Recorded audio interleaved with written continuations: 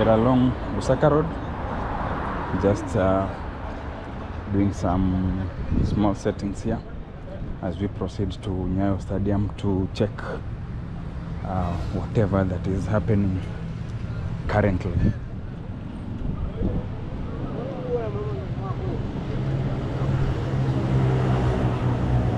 can see people are coming out of Nyayo Stadium.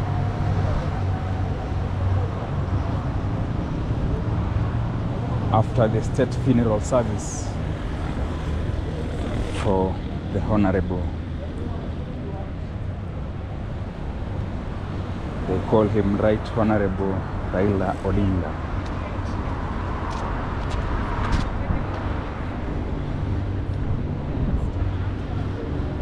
You can see people with flags.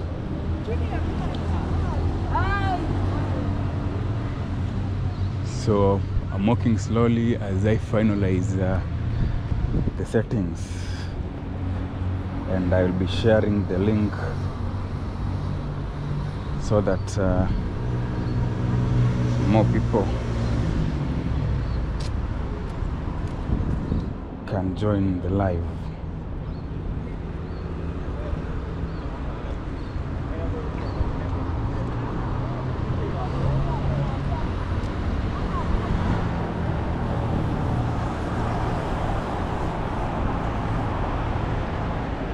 And seems that the weather is changing, it's becoming cloudy, appears like the rains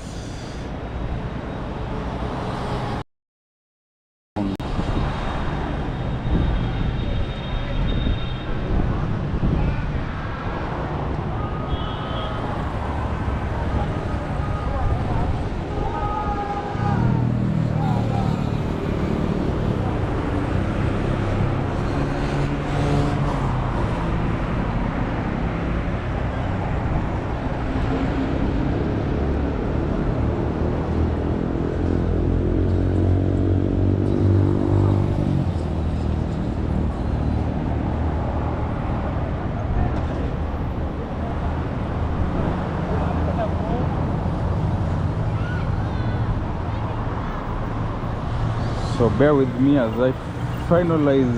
You know, the phone is having some issues, but we wanna go check the situation currently along the I don't know if we be allowed to enter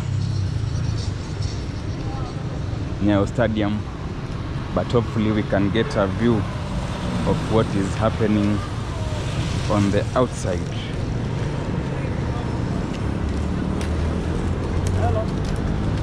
And you know, this was just as it's also another opportunity for business people who are selling water and also other foodstuffs, because people were there very early in the morning waiting for the state funeral service. And remember, the Right Honorable Raila Odinga was taken a term called lying in state in the Parliament building as to honor his legacy.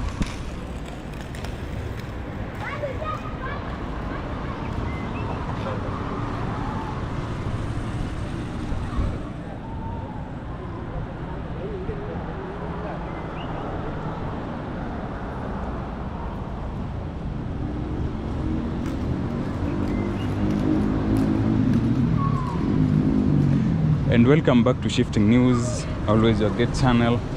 If you are joining us for the first time, remember to like the video, subscribe, hit the notification bell to receive all notifications once we upload a new video.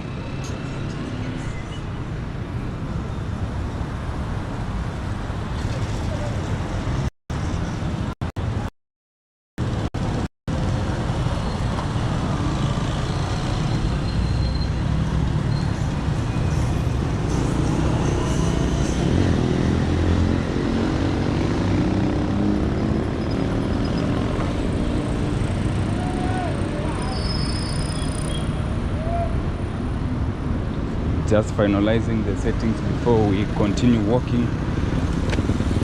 You know, I'm a bit careful, especially now that we are going to meet crowds of people.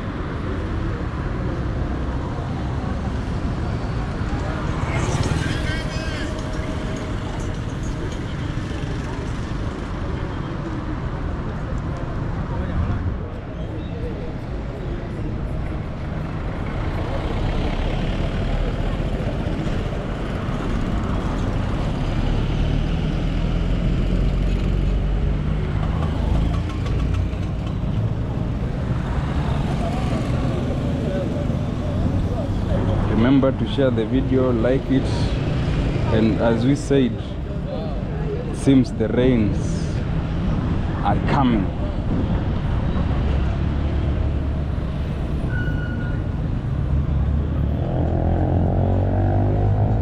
It's starting to rain.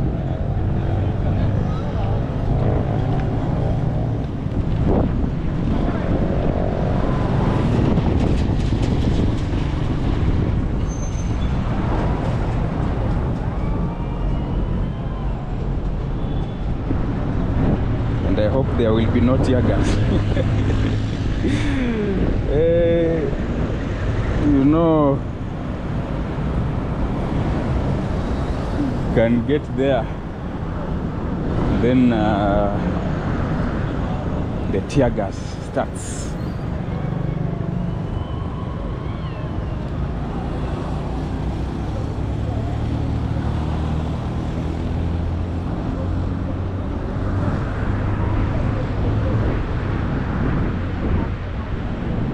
But let's walk, and we'll be checking the situation along the Nyayo Stadium, probably with the heavy security.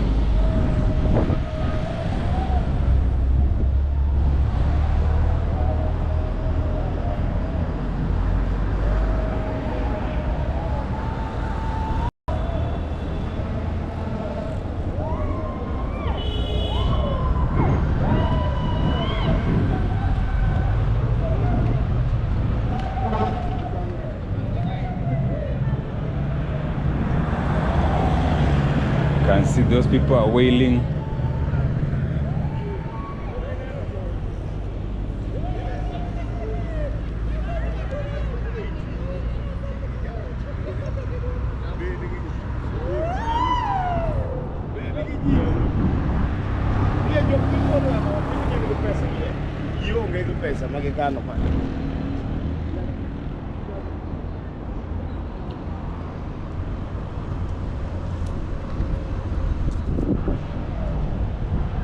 Hello all who are joining, thank you for joining, and very soon we'll be checking the comment section. Remember, we are walking along this Lusaka road, and our aim is to check on the situation along Nyayo Stadium, but we are being extra careful not to just like yesterday. You know, yesterday around the Parliament building, there was a group that was coming from Kasarani. I think they were supercharged, and we had to take a diversion to ensure that we are safe.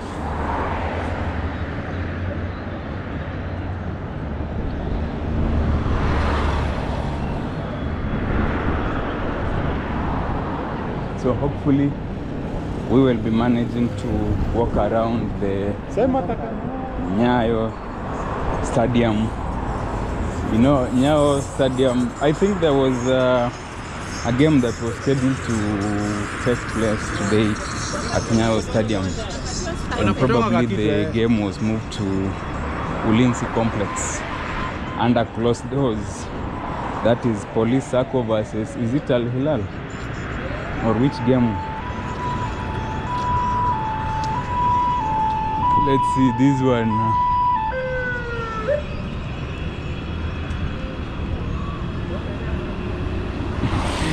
You see ile ya maji. The police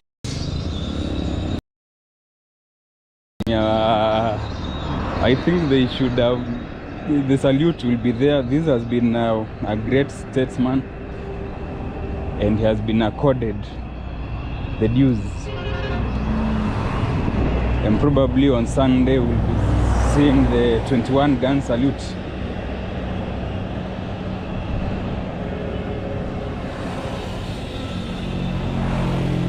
So we'll be moving like this. I'm seeing crowds. If it will be possible, we will try, you know, as we said in our yesterday's live. There are mourners, and there are those who are there with different motives.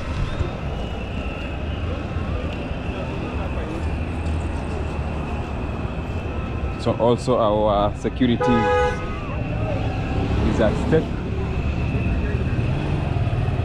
So we must be extra careful. Vehicles are turning back, and you know what that means. So if things are not placed under control, tear gas. Remember, Kenya is mourning, and Kenyans in Nairobi are paying their last respect to the fallen hero. That is the former Premier, the Right Honorable Raila Odinga, who was born in 1945 and has lived on this earth for 80 years, undergoing torture. And remember, Shifting News here, we are always eager to do our travel adventures, infrastructure, development, roads. And remember, this hero, believe in 2005, he was the Minister for Roads and Public Works, contributing very highly to the construction of the Thika Superhighway, and also masterminded the construction of one of the most stable roads in Nairobi. That is the Mbagathi Way, that was renamed to Raila Odinga Way in his honor, which is a cement and concrete. And it has stood the test of time. And as we said, we are working, but if we see a surging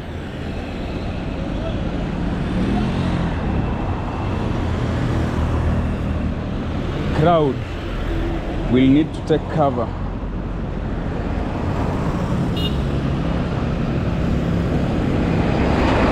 And we are here at this roundabout of Lusaka Road, Nyayo Stadium roundabout. If you cross the road, you'll be heading to the other side of Langata Road, and Nyayo Stadium just a few meters.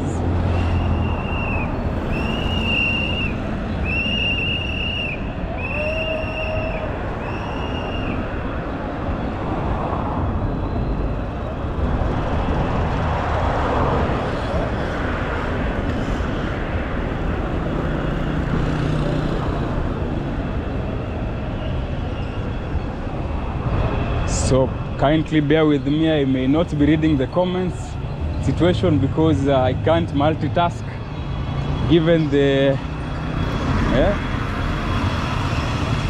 situation at this point.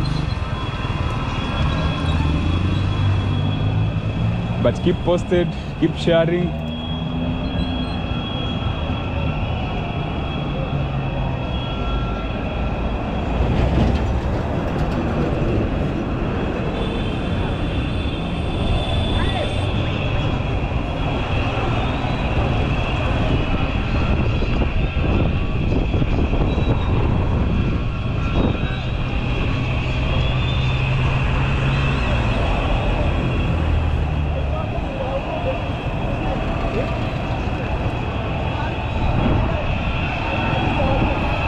bike share.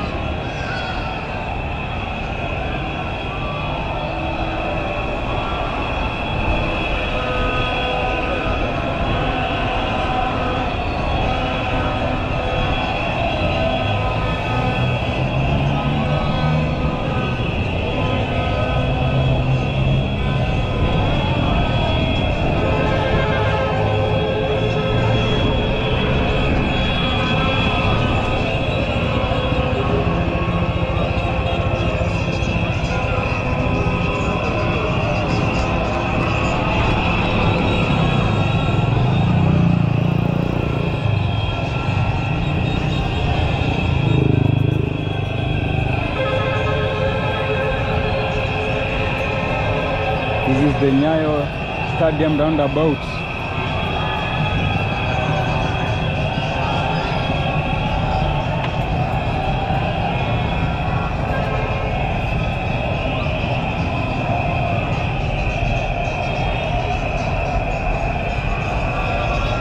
You can see the crowds. They have joined Langata Road. You can see motorbikes at this point, and the body of Raila Odinga, the Right Honorable, is lying just in the stadium over there.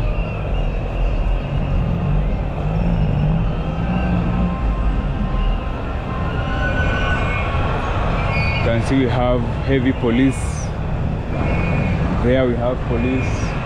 We have police trucks on the other side. And here we have another police vehicle. They are just checking. And also you can see, I think that's a bus for, is it GSU or Army? They are fully... Oh, and there is that vehicle for Merudi. Ile ya maji ya tear gas. And people are also on that footbridge. It can be tricky to move near there. So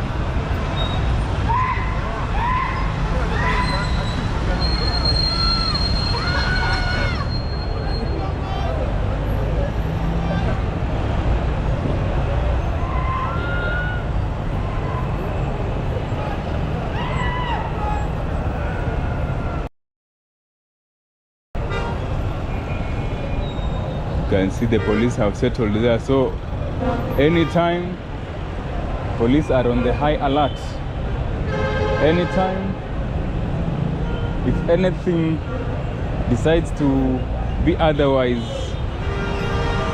we will be seeing tear gas. And I have forgotten to purchase a mask and water. Fortunately, I can't penetrate through the crowd. It will be a bit dangerous, you know.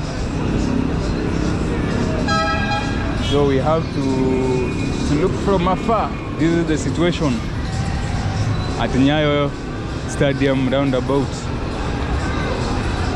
Remember, this is Shifting News, always a great channel here to showcase travel, infrastructure, roads, lifestyle, and other amazing videos cutting across Nairobi, Kenya, and beyond.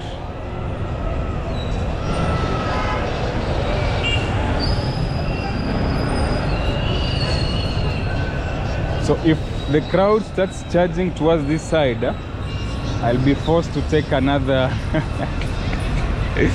another route, to devise another route. But the good thing is we have that Wakahuri Road on the other side, where we have the VIP entrance to Nyayo Stadium. So we'll try to find ways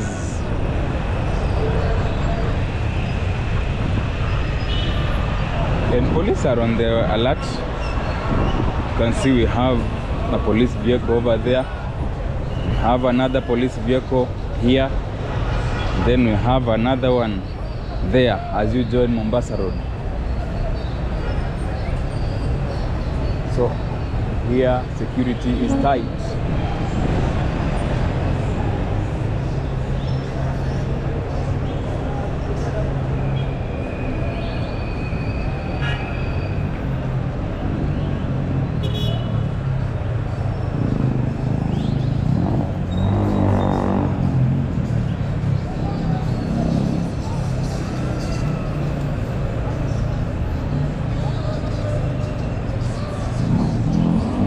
Faith Naidu, you said welcome, thanks for you are here on our yesterday's live, and I can see you are here. You say thank you for showing us a small part of your country.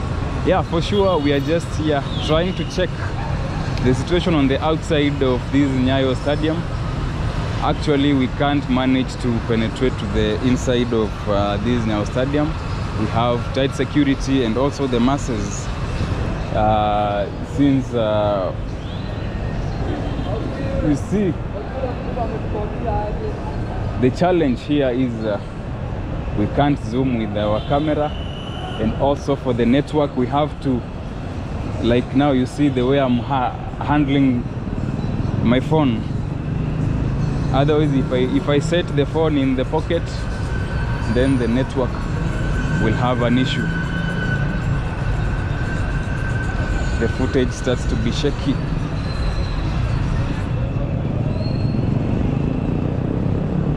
You can see people, crowds, and police on the alert. You can see just beside there. Probably we will be taking a walk to the other side of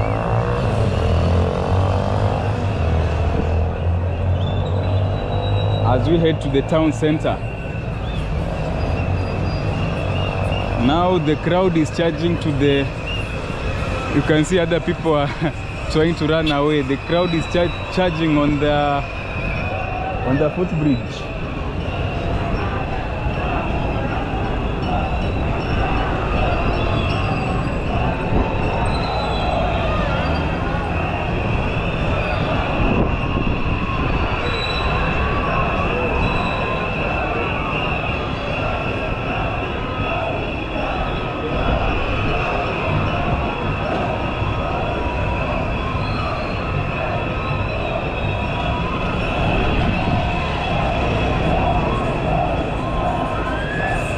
Can see the crowd, and I can tell you there are a lot of people.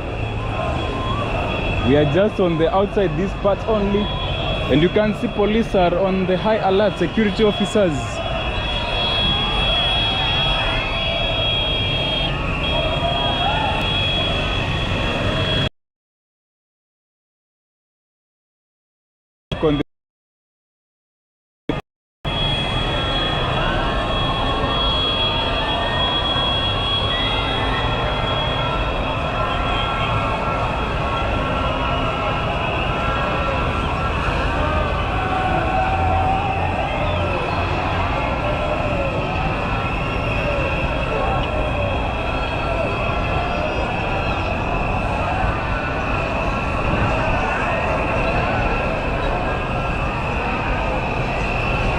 The situation here is tricky, and as we said, you can go inside there, you realize as much as now you see there is a guy who has taken the mandate to control traffic here,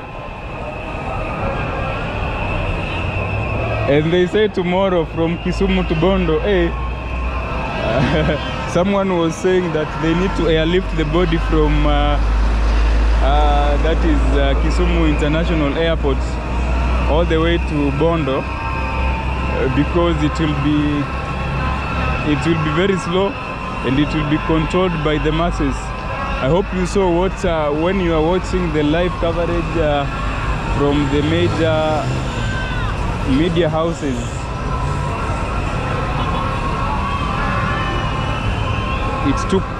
It is a journey of 40 kilometers, that is from JKIA to Kasarani, and it took good time. From 9:30 I think they arrived in Kasarani almost past 1 p.m. And what about now the crowd that will be in Kisumu? Oh, but I think after landing in Kisumu, they'll be taking the body to Mamboleo, where people from Kisumu and the Nyanza region and the western region will be there to pay their last respects. So that means there will be public viewing in Mamboleo. And I can see we have showers.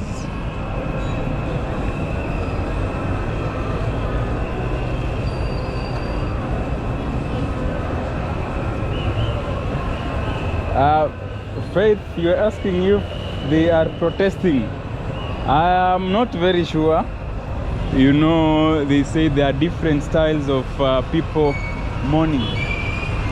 So, not very sure if they have been restrained to enter the stadium to view the body of the Right Honorable Raila Odinga, or they're just celebrating his life and legacy. We also have Miss Ross. That is my aunt, always here supporting our journey. Auntie, how are you? You say good work and take care. Yeah, actually you can see where I'm standing, standing very far, a little bit far. If the crowd starts charging to this side, I'll take another route. As much as we need to take the risk, but we have to be extra careful. Nabado, you know, we are told once bitten, twice shy. Our phone was stolen in Ulinzi complex and lost an ID in Ulinzi complex. So here we have to be extra careful. And today I'm alone. Yesterday we were with Jack's Connect. Oh, you can see people are lining up here to go view the body. Richard, can see you, bro. Oh, unasema ndio unafika. Karibu sana. Unasema ati password ni Joey. But the crowd and people, you can see the people are queuing. And as I said at the beginning of the video, this is also another business opportunity. There are people who are selling flags. And also, if you go inside there, you'll find people selling water and other wares. You can see. Let us try some luck here.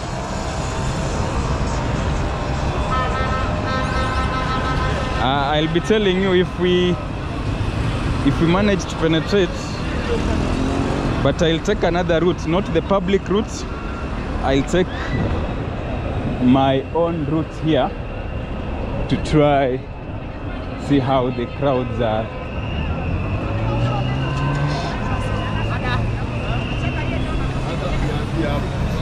Yeah? Niko sawa. So we take another route to just have views. Mambo niko tu ngangari sawa. So we're talking to the security officers. You can see people are queuing, and you have seen the crowd as it was charging on the other side. So if possible, we'll be trying to find clips of how people are queuing here, and people are queuing up to the other side.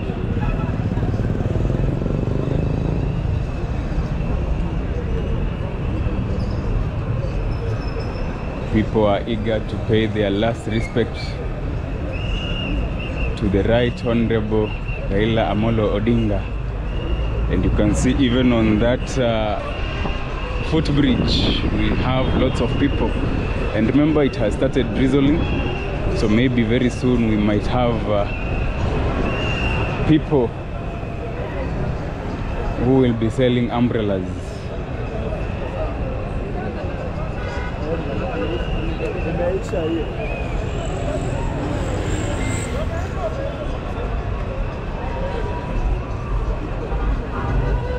a lot of people queuing, and you can see people.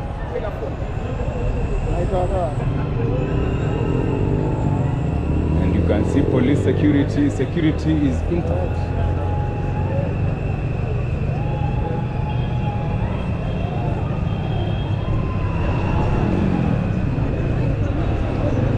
So we'll be trying all our best, but taking safety as a precaution.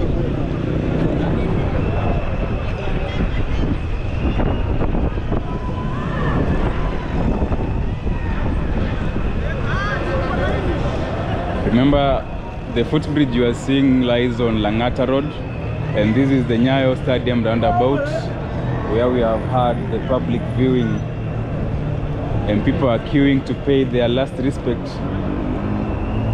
to the fallen hero, the Right Honorable Raila Odinga. And tomorrow he will be flown to Kisumu, where public viewing will be happening along Mamboleo area.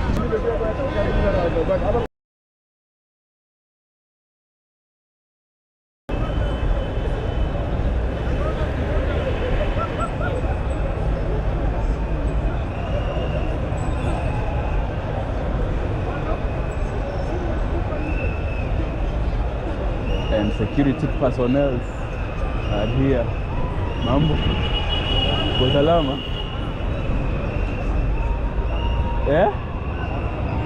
Kabisa. Ka YouTube kidogo hivi.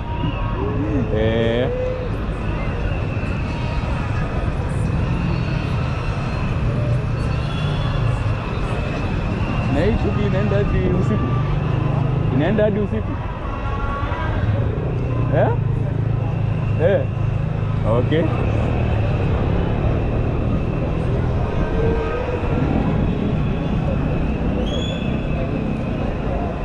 Yeah, nowadays, you know, before you understand that also the security officers are human beings. Sometimes you fear talking to them, and you can see on this other side people are queuing. So not sure if we can manage to go to the footbridge, but now we have to be, as we say, we are taking the precaution not. Maybe I'll try walking this side, then I come back as we check how the situation is on this side, but being cautious. Poa sana. Kwaje? Natembea tu hapa kidogo, covering kidogo kidogo.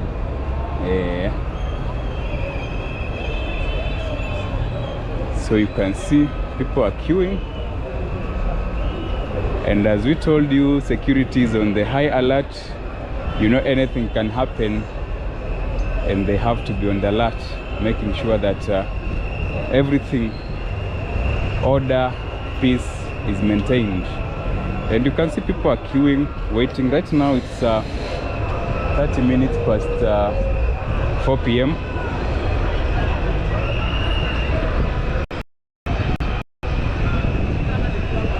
And I hope if you saw the media coverage, I think the police security or the security officers, so I'll need to, I can see people are starting kimbi. They had formed a line where they direct people how they'll be doing the viewing.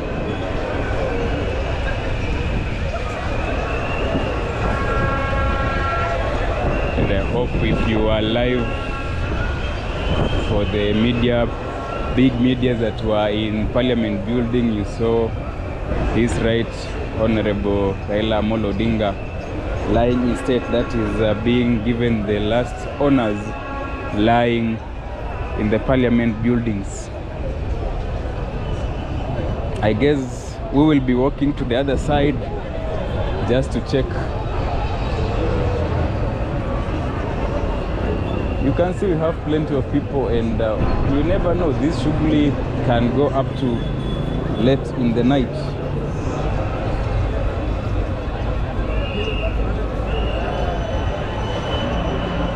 Faith, you said, I can see you are being careful. Of course, yes. Richard, you were saying yesterday, Richard, I told you come to Nyayo today. You're saying nimengoja kuona scenes za Kisumu kama Champions League final. Oh, you say finals will be in Kisumu. Hey, Richard, you're saying hapa ungekuwa umevaa.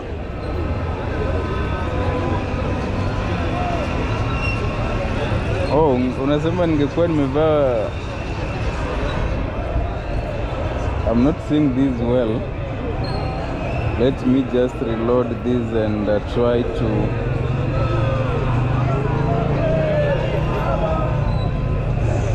to counter check what. Oh, hapa ungekuwa umevaa t-shirt ya Shifting News, ungekuwa poa sana.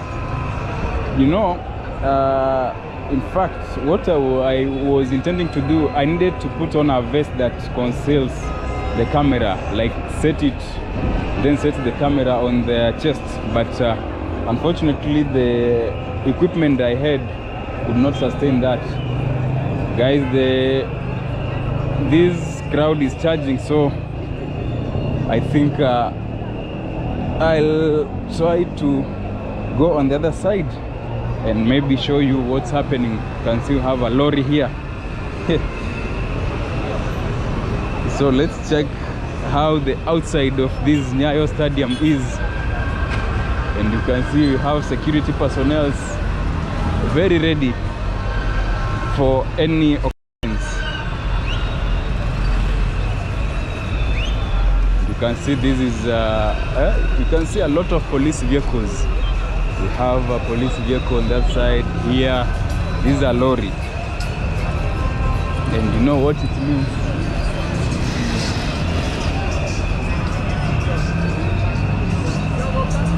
So some people have had their public viewing. They have finalized. Others are still queuing. And for us, we are on this outside part. We want to try show you how the outside looks. It's a challenge. Maybe there is a tear gas. You can see people on the other side, they are running. I think there is a tear gas that has been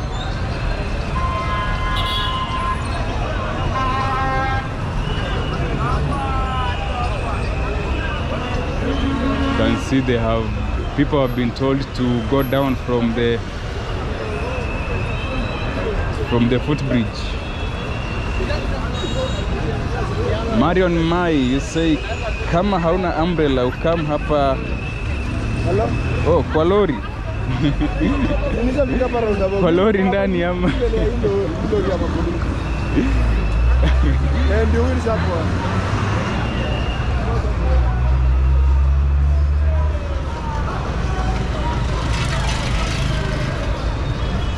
I think very soon, if things are not taken into control, tutakuwa na kimbi. For those who do not understand kimbi, Richard, you can tell us in the comment section what it means, kimbi.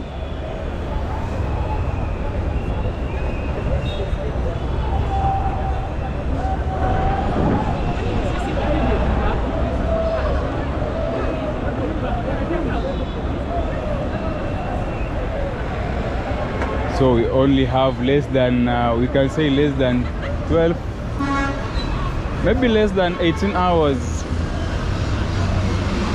for the Right Honorable Raila Odinga to be flown from Nairobi to other sides of the country, that is to the Nyanza region.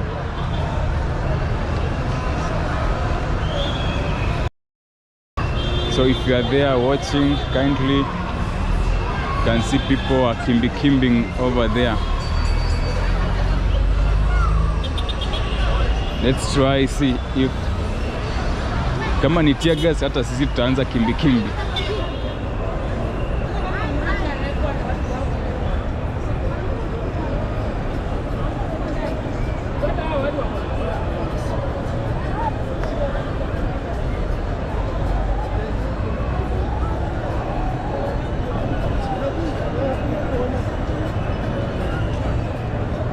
I think people have been told now to leave.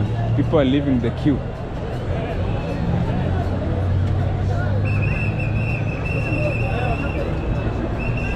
People are leaving the queue. Will need to leave. Okay, we need to.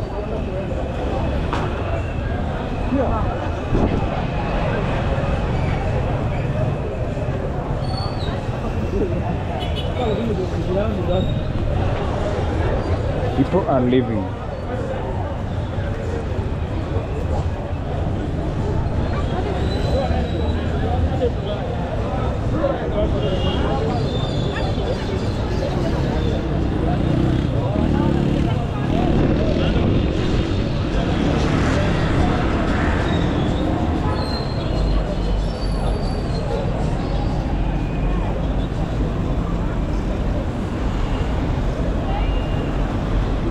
See, people are leaving.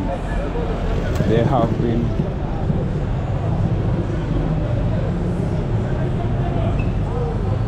even the queue. People have decided to leave the queue, and you can see the security officers are just on the alert.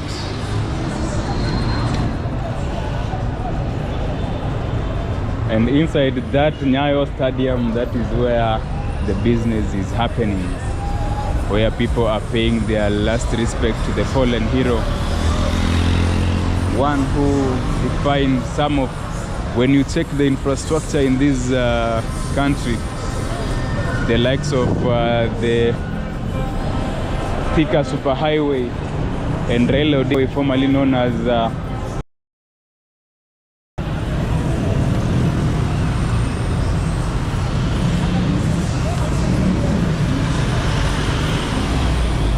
so we just need to be a little bit extra careful, you know.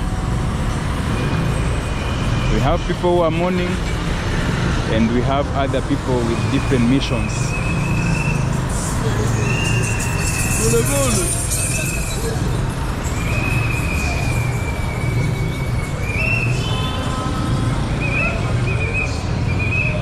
Thank you for those who are joining. Hey, you can see security officers. Now they are going round, meaning if anything, they are very ready.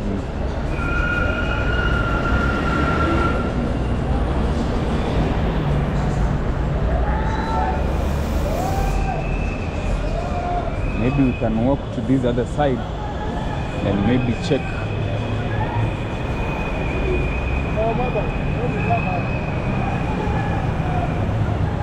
You can also see we have other lorries here. I'm telling you, this is it's a state funeral.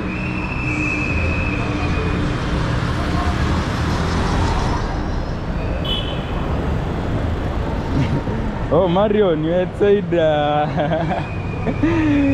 nianze kujitetea kabla walipue. Kennedy will watch. You say baba alikuwa mtu wa watu. Rest in peace. And from Shifting News team we say may his soul rest in eternal peace. A man who defined the politics, played a very key role in the infrastructure of our country. And when we cover these roads, the likes of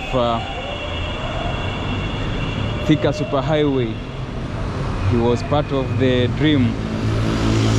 You know, that is a legacy left by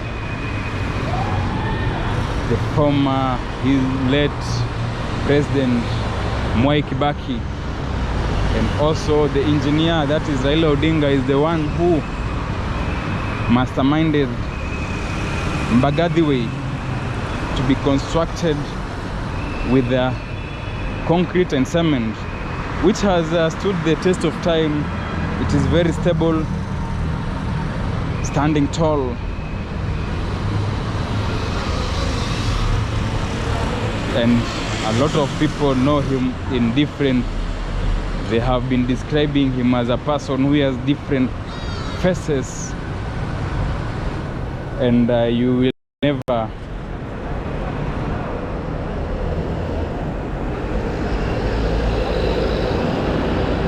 ignore him. When you ignore him at your own, they say at your own what? Oh, Faith, you had asked, are they leaving because of the weather or are they afraid of tear gas? I think there was a charged crowd that was causing a security scare. And most of these people, I think they are going to try to enter with the other gate. So let's walk and see if we will have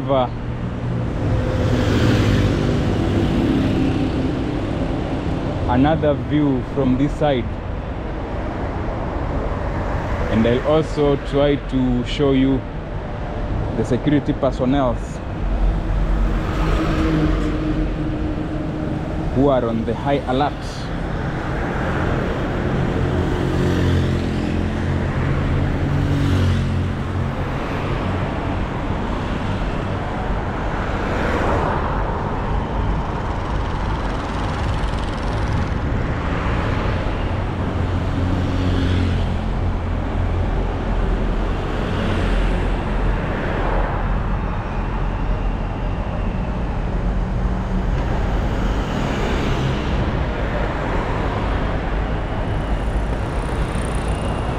You can see, there is a tear gas over there.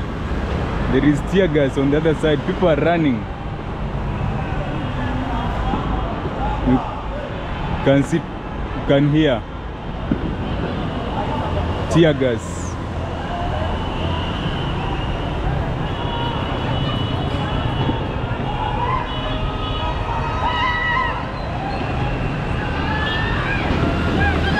You can hear tear gas. So we just walked in time.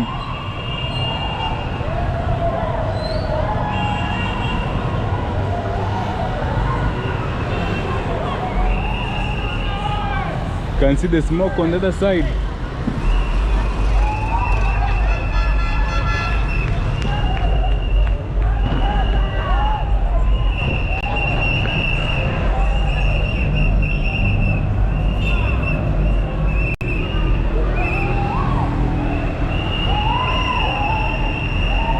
People are jumping over the fence.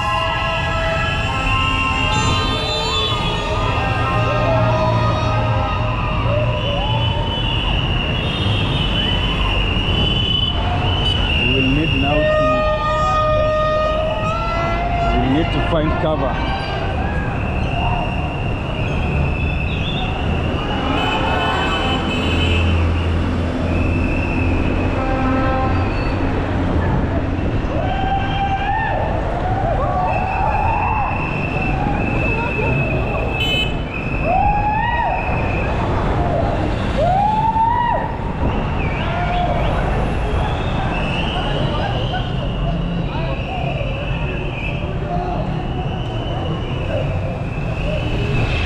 You can see the tear gas.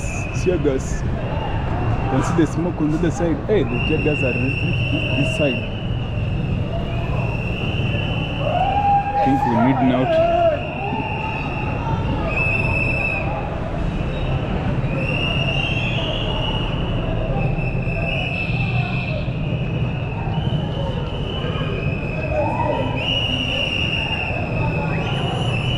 and you can see the security officers. I was supposed to go and showcase the security officers.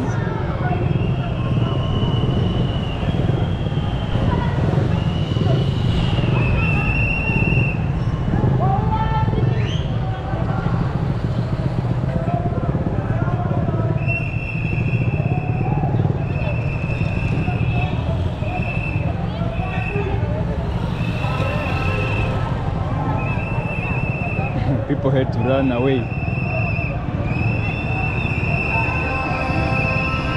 can see like sort of a parade or just officers on the alert.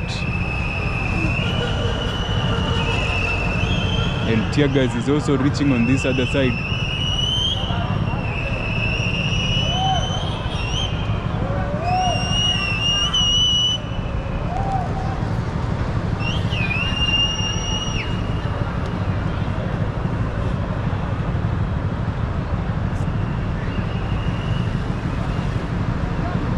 The smoke, the tear gas.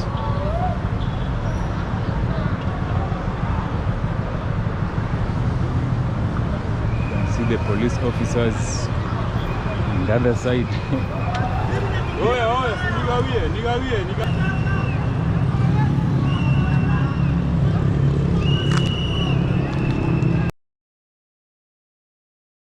Personnels.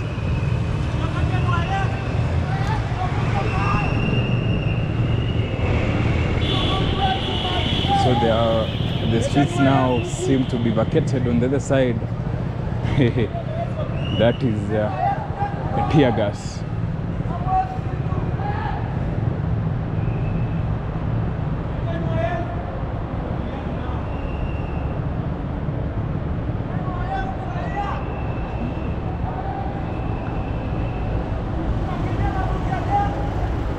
Where do you go?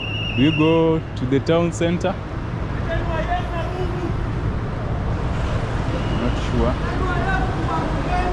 Remember, this is the Nairobi Expressway.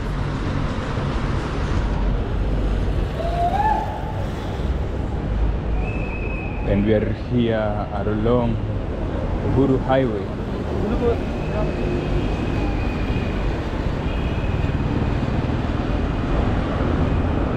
So I'm not sure how the other side is. You know, we may go there, we find now it is the challenging part. And you know, we have to know where, if anything happens, where we can take cover. Because if anything happens right here, we'll need to run on the other side. So maybe let's walk towards the town center and see what is happening. Right now we cannot manage to enter the Nyayo Stadium.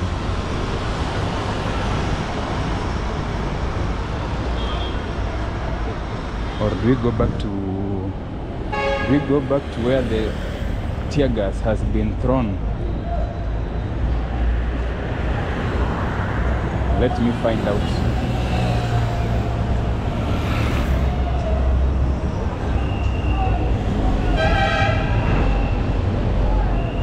You can see we have an helicopter, most likely for security reasons.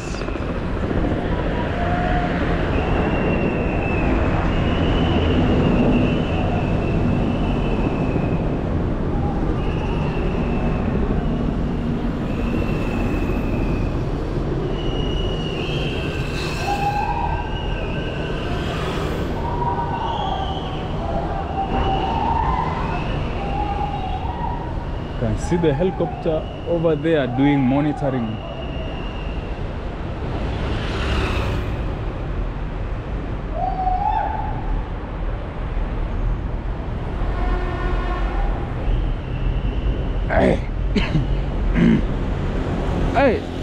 Hey, the tear gas. I need to go this side. I can't go into the tear gas itself.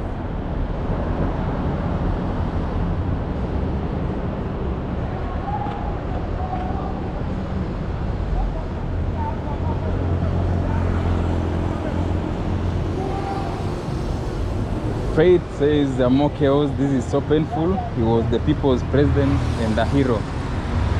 Richard, hapa sasa unatembea kaa umekunja ngumi. Interesting. Then Faith says at Nelson Mandela the people mourned in peace. There was none of this treatment of the citizens.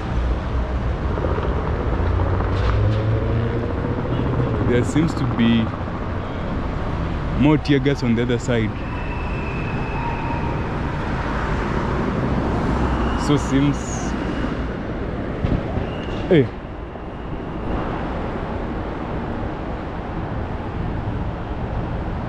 there is tear gas on the other side.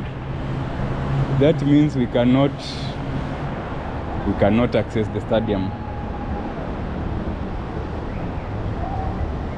because where we were assuming it is a safe haven, you can hear tear gas, and you can see the helicopter is monitoring from the air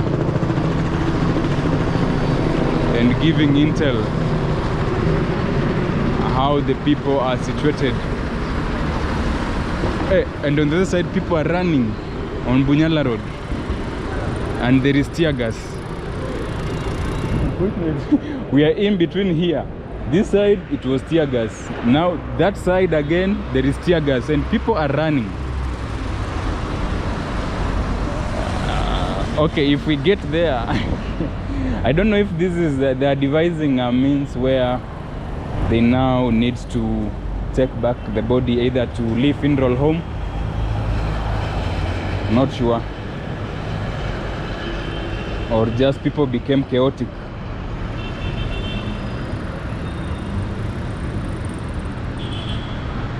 Despite heavy rains, that is my aunt saying, despite heavy rains in Western, kesho tuko Kisumu mbaya. A lot of people have said that Kisumu is the final. So guys, where we are headed, there is tear gas.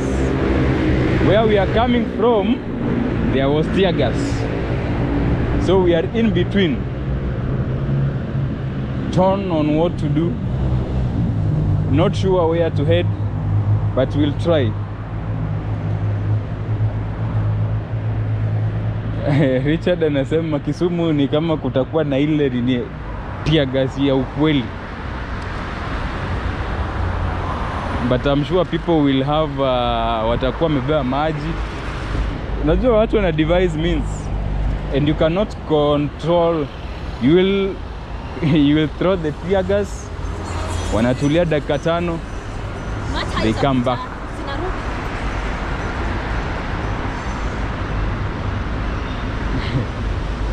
You know, there were a lot of people around this place, but right now, due to the tear gas,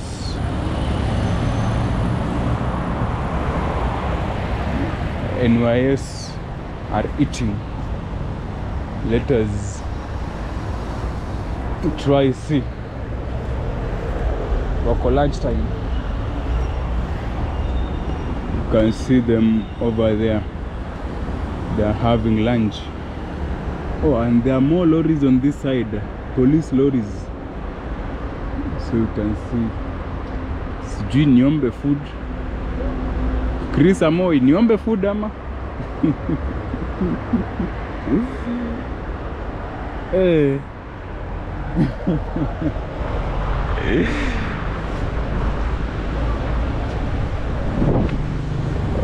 We have my uncle in the comment section. Mr. Tobin says Raila Odinga thought us running is part of the battle. Aluta continua. When we say Aluta continua, who is going to take the mantle? You know, even you had the speech from his brother Oburu Odinga said his shoes are too big for him. It's hard to find a replacement. So guys, we are walking along this Uhuru Highway, and I don't know if the tear gas was a means to devised to make sure people go home, so that now the body is taken back. You know, in their speech they said people will be allowed to view for public viewing until late, even if it allows. But right now we have people have been running up and down. So I don't know if it's the commotion from people that called for the tear gas. Now people are not here. I hope you'll be seeing. We want to walk this side if it becomes a bit a security scare, we will try to find a place safe for us, or we'll run to safety.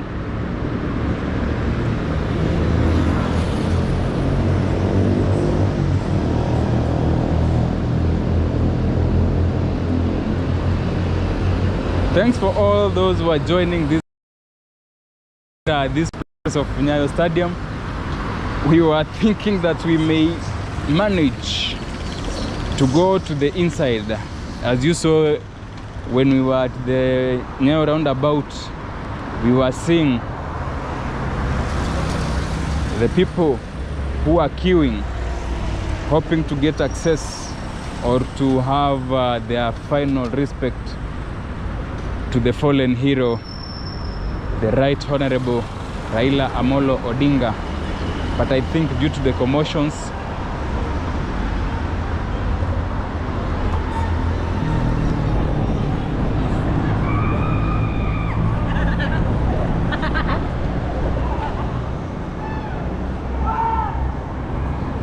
can see people running up and down, and also police officers.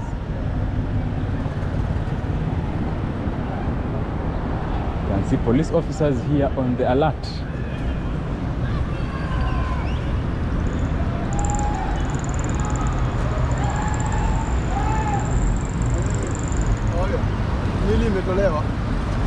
Siko sure. Yeah. Tiaga zimerushwa huko, watu walikuwa wamekiu, hakuna nini. Yeah. Oh, wamfukuza watu. Sasa sijui kama ni watu walileta commotion wakatolewa. Yeah. Juu saa hizi hapo kumekuwa na tear gas, hapa nimeona kumekuwa na tear gas. Yeah. Yeah? Yeah, watu wamekuwa wengi huku. Yeah. Saa hizi hakuna watu wengi. Yeah. Sana.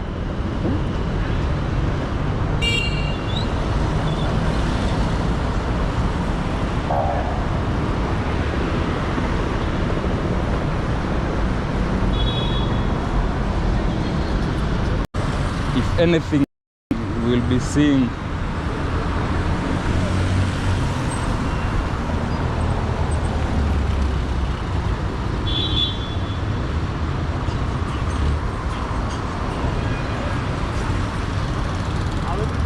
as we have almost 4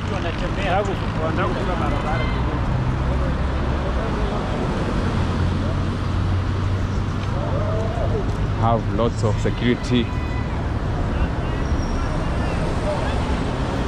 but remember we are doing this and we are cognizant of our safety.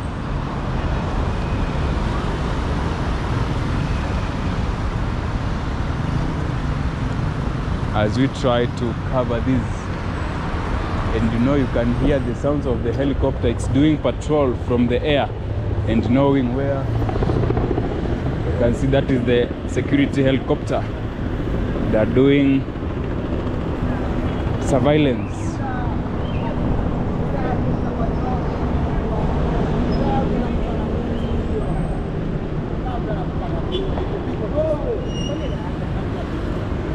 You can see the police vehicles, 1, 2, 3, 4, 5.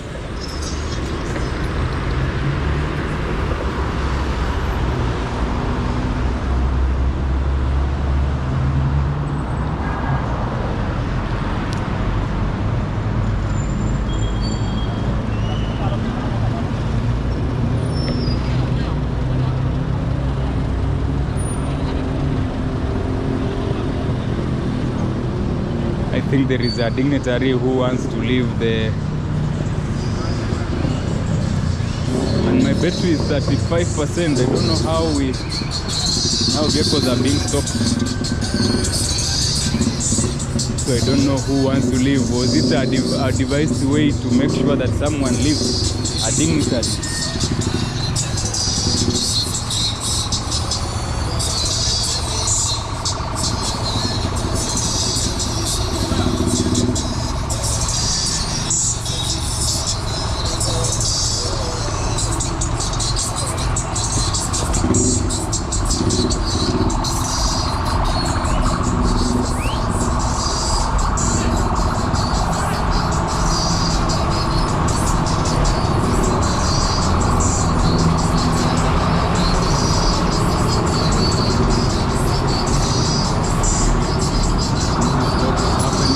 the helicopter. Military police. Today we are lucky. Hey, you can see.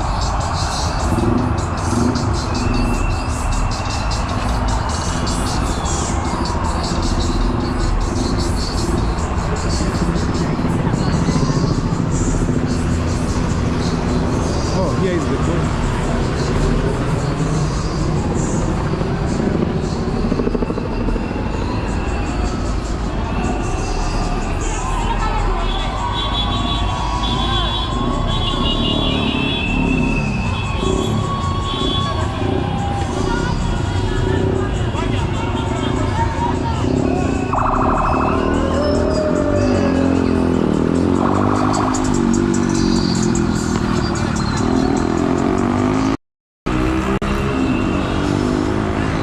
Security.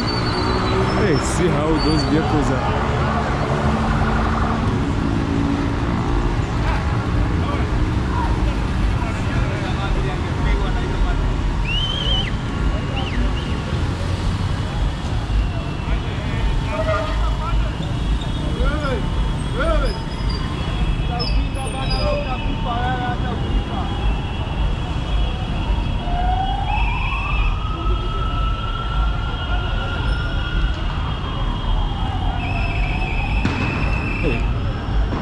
Haya, tear gas.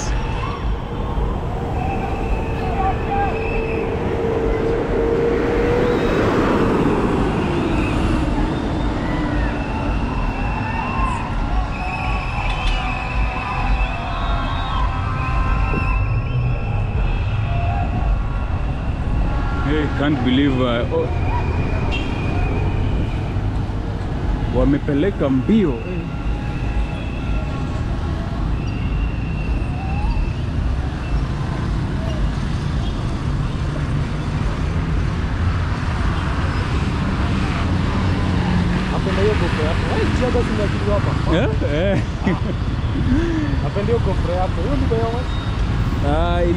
Ilikuwa 50.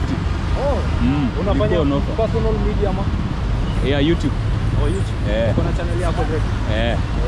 Ukienda hapo Shifting News. Utanipata.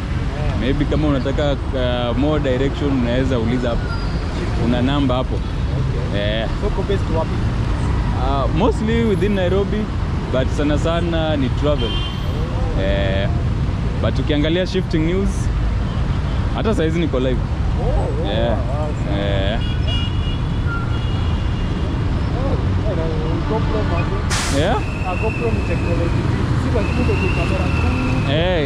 Shida tu ni uwezi zoom wakati una record, but it is ni kadogo, ni mzuri, alafu stability yake haina hizo shakes.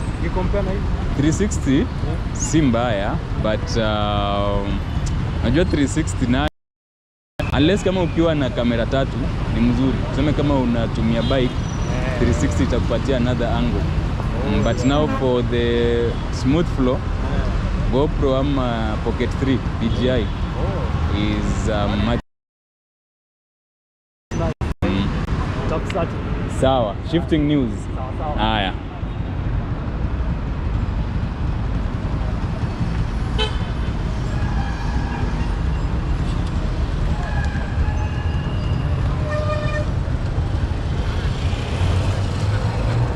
So I think we will be going this side. Afisa, habari ya leo? Mwili shaenda? Yule kwa mwili wanaenda? Ndio imeenda. Haya. Oh.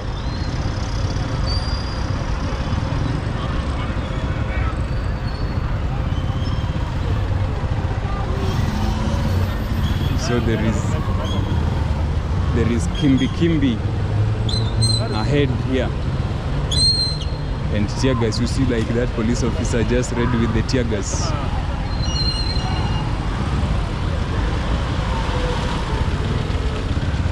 So maybe we'll need to stay a little bit.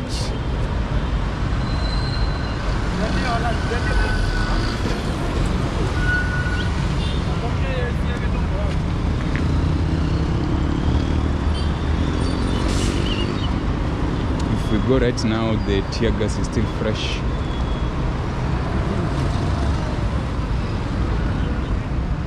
And actually they have, I think the tear gas, when they lobbed the tear gas, it was one way to make sure that the crowds are not around. So we want to go in the median. Yeah. Saizi niko live kwa YouTube. Yeah.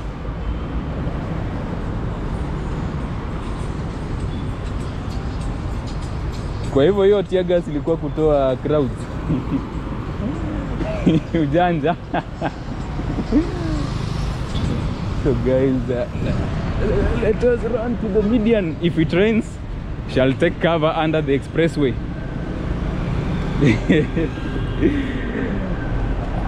Guys, security officers, sometimes you just have to be, you see, they are there on the alert. I just hope they won't throw tear gas on this side I am. Now our battery is 28%. Will it sustain for more coverage? Thank you for those who are joining. Remember, I know most of you are in the comment section, but unfortunately, since I'm handling 2 devices at the same time, and I have to be extra careful about what's going around here, that's why I haven't managed to check the comment section. But I'll be checking the comment section to ensure I read some of the comments from our supporters who are joining us live. Remember, this is Bunyala Road roundabout. Unfortunately, if I decide to change the battery, the live stream will end. And you can see the unfortunately we have more police officers, security personnel.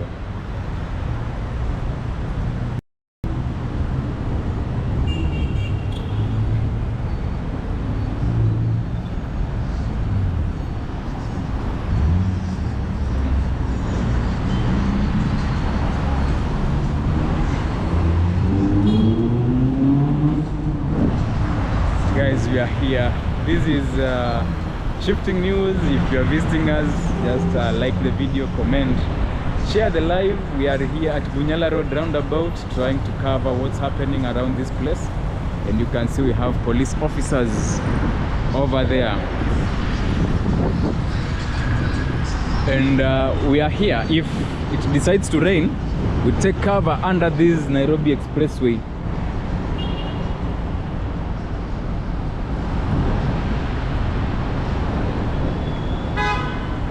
I don't know, I'm trying to check if I can include another set of battery, but unfortunately if I just make a mistake of changing, the live stream will end. So we had Gerald. Let me read some of the comments. We had Gerald Mche, who said, mighty show, Raila was the people's president, but now we remain behind with the country's president. Let's humble, respect ourselves to lay Baba Raila. Thank you, Gerald, for joining. Thank you for the amazing support. And we have Kennedy Olwatch. Nasema sasa Kisumu itakuwa aje, na huku ndio nyumbani, ka Nairobi ndio imechacha design hiyo. So you know, I'm suspecting the tear gas, it was just to make sure that the crowds are dispersed, to ensure smooth flow of the carnage. Najua ashatoa mwili, and they had said, I think hata kama itaenda hadi usiku.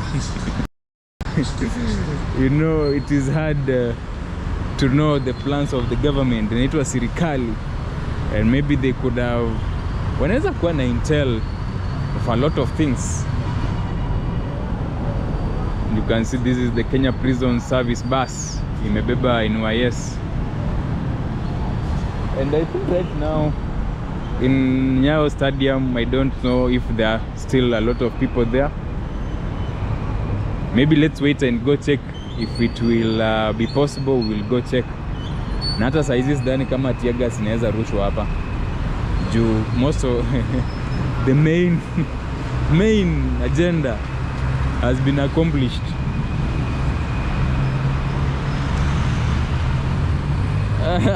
Marion, you said I follow them until Lee. Where?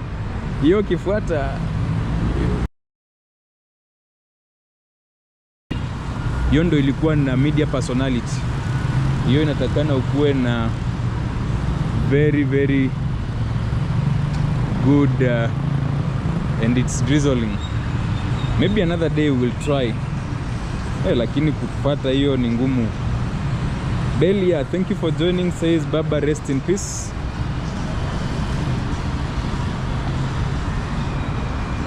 Tirao loved tear gas. Yeah? Is it Baba loved tear gas or it was the authorities who loved to tear gas the followers? Then Godwin Kipchirchir says rest in peace Baba. For sure, he has been a maestro, he has been a hero, an enigma. And here at Shifting News, we remember him for the infrastructure. I think he also at some point supported the idea of affordable housing. But in terms of roads and infrastructure, we have the Thika Superhighway.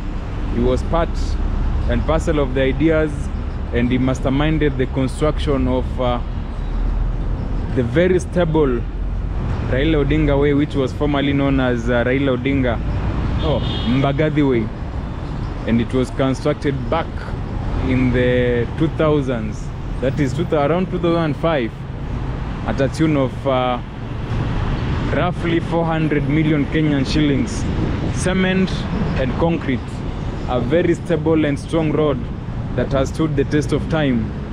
And it was geared to be like let's say a period of 50. Hey, the police officers are taking lunch. I don't know if I can go there to take some lunch. Don't know if you can. Unfortunately, we can't zoom. Could be seeing we have the SPC Gigiri. I think they have packed lunch that was carried for our police officers.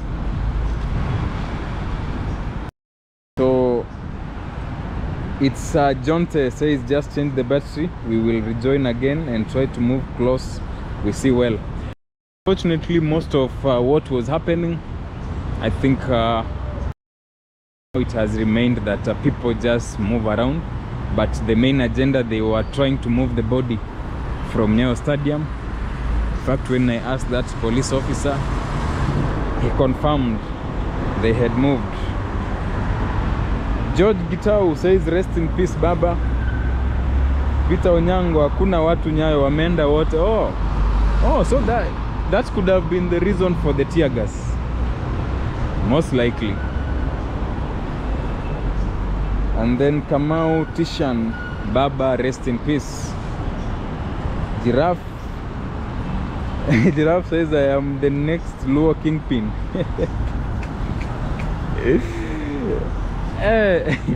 Okay. And then we have Holy Rapper says rest in peace Baba and thanks for taking us live. Yeah, for sure, we were just trying to check the situation on the outside of Nyayo Stadium. Since we didn't manage to enter, you can see we have another Kenya Prison Service bus. I think maybe the next thing we can do is maybe walk and try to enter Nyayo Stadium, see if there is something going on there as we finalize the live stream. Thank you, and for those who would wish to do us some lunch, our number is +254 70 18 00 444. That is 07 018 00 444. That is our number.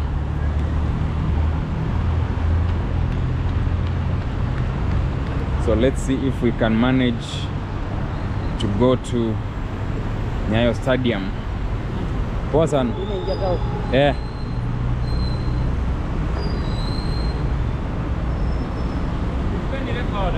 Yeah. Unasema aje? So let's make sure you can see we have more security personnel leaving Nyayo Stadium. Maybe we will try to, let's see if we can access Nyayo Stadium.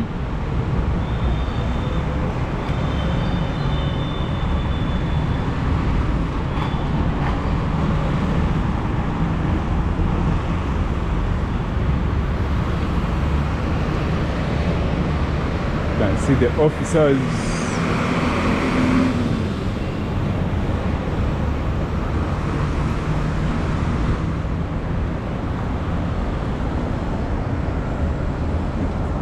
Ile yenye inabebanga ile maji ndo ile imeenda, ingine ndo hii. They were ready for anything and everything.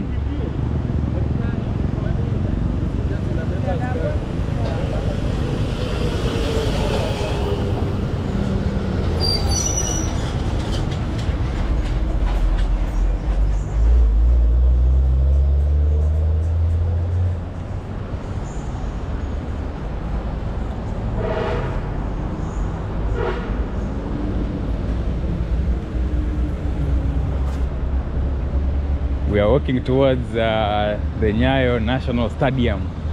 Yeah? I hope we will manage to enter. We also need to see how the Nyayo Stadium is currently. The last time we visited has been a long while. Maybe we just give you a glimpse of how the Nyayo Stadium is for those who didn't manage to come to Nyayo Stadium. See, we have water.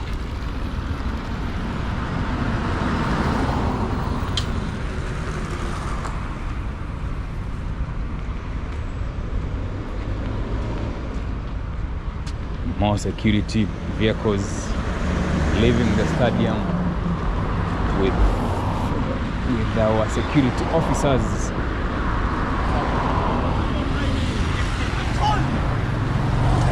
There is tear gas this side. Ile roof ya tear gas, you know. And you can see marabou stalks over there on the trees. They are just relaxing.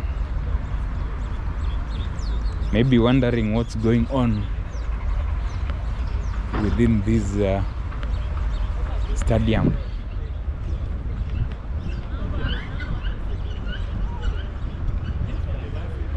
So this was the last visit of Baba in Nairobi City, in Nyayo Stadium, because tomorrow they will be leaving. This body will be airlifted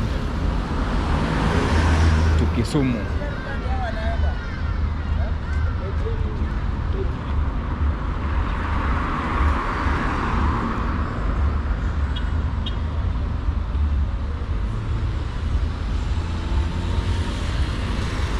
You can see security personnel, small vehicles.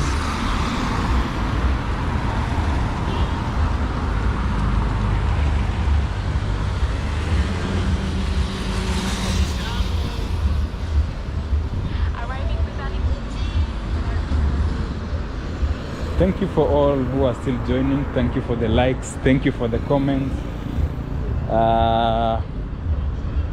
Chalo Dorcas says, go well, Baba. Rehema Kasamani says, mwili imeondolewa Nyayo. Oh, it was a question. Yeah. They have already taken the body away from Nyayo Stadium. And I think they lobbed tear gas, made sure that the crowds are not around, and adios, they went. Actually, we got a glimpse of the carnage. Na niliona tu ile nini, ile carrier, ile gari ilikuwa juu ya gari. Gari yenye nini I didn't see the Geneza. So Rehema, you are asking if there were chaos outside Nyayo Stadium. I think it was a way that was devised to ensure that they comfortably live.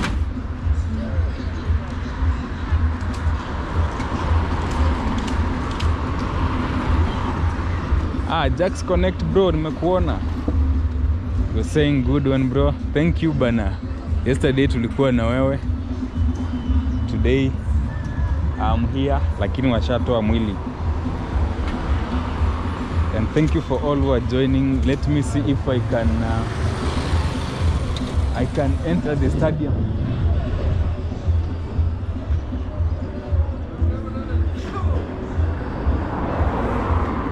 Mambo? Sasa inaweza ingia huko ndani? Eh? Nataka tu kuchukua uwanja.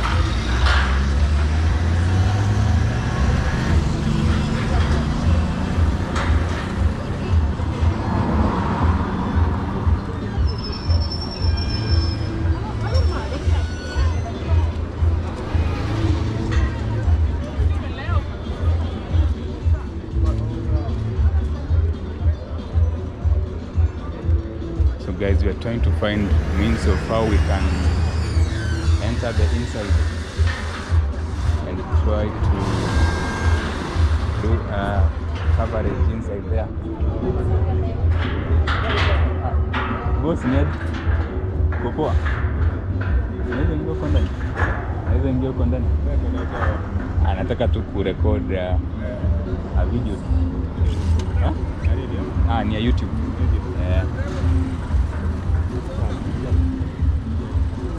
Thank you.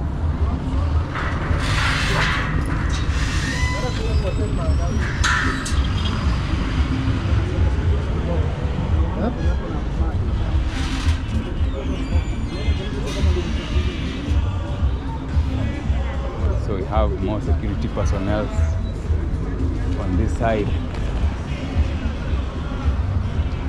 So I wanna try and see if I can access the inside of the stadium, maybe to get a view of the inside parts of this stadium.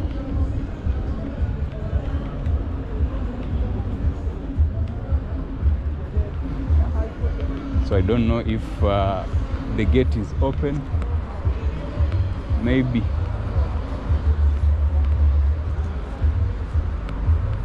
Let me see if the gate is open here or the other side. This is gate 9.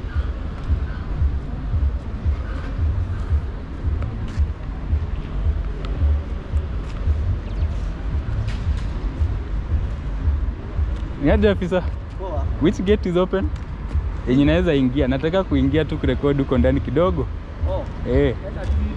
Utaona watu wanaingia hapo ndani. Sawa. So I'm told the other side ndo iko open. So we wanna take you inside. We try check the situation. Najua naweza kuwa anatuambia kuna mwili kumbe iko ndani, but washaenda. That was confirmed from the officer whom we were talking with.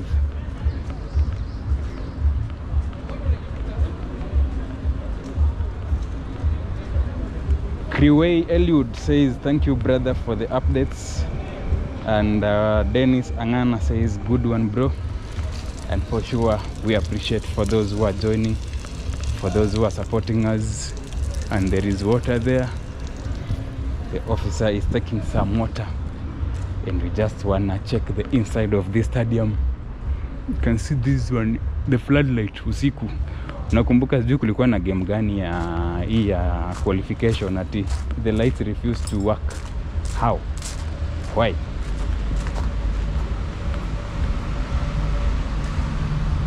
So this side ndo ya VVIP, and we wanna try access the stadium on the inside. Probably we get another view.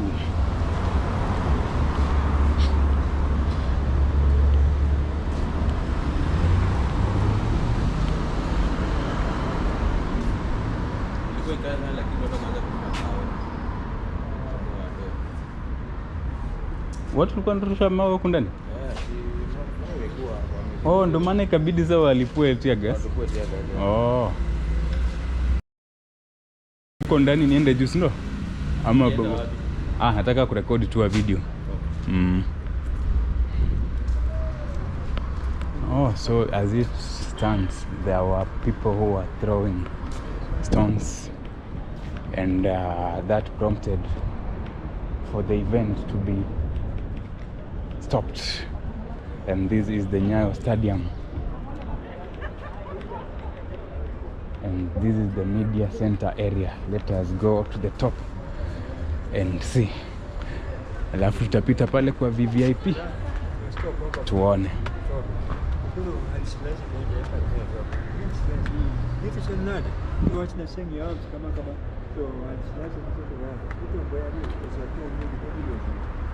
See the Nyayo Stadium. So I think due to the ruptures that prompted for the removal of the body. Pale hivyo ndo watu walikuwa wana view the body, and this side is the media center area. Let us know where you're watching us from. There is charging points.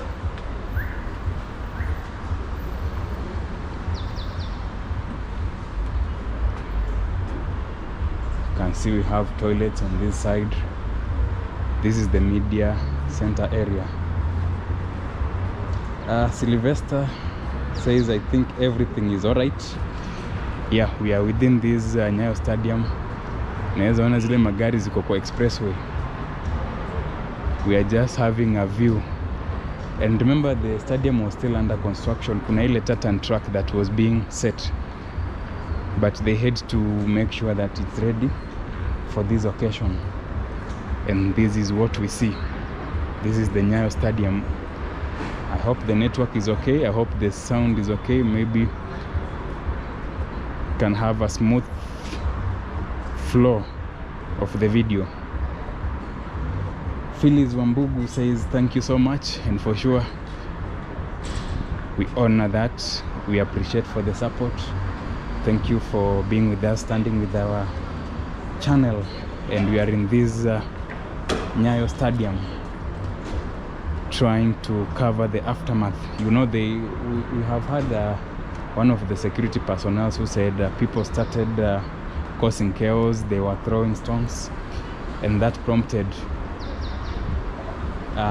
for the removal of the body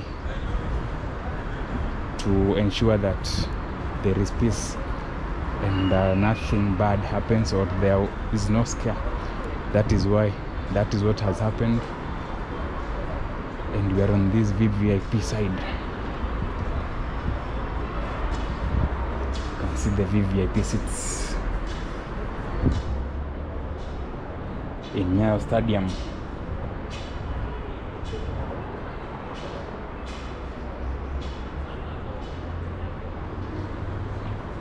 Wow. You know, this stadium was hosting most of the games, international games, the World Cup qualifiers.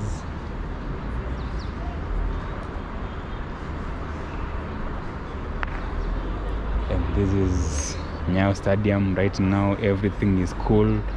I think the sound system are now almost, they want to be uninstalled. I think I saw a truck there for homeboys.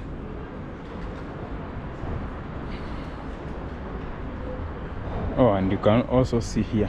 I think let's get down to be in a position to show you the sound. Yeah.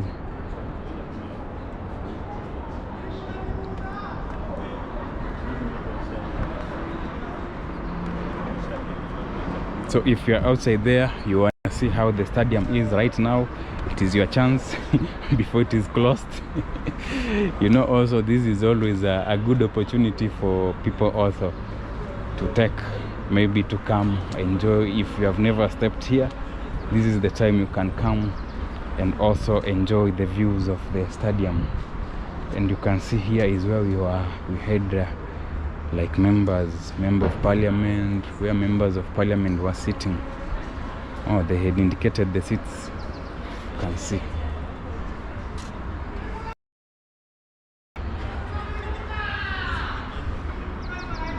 Someone is saying there, Medina. You can see member of parliament. And here we have the booklet. So let us try to see the booklet.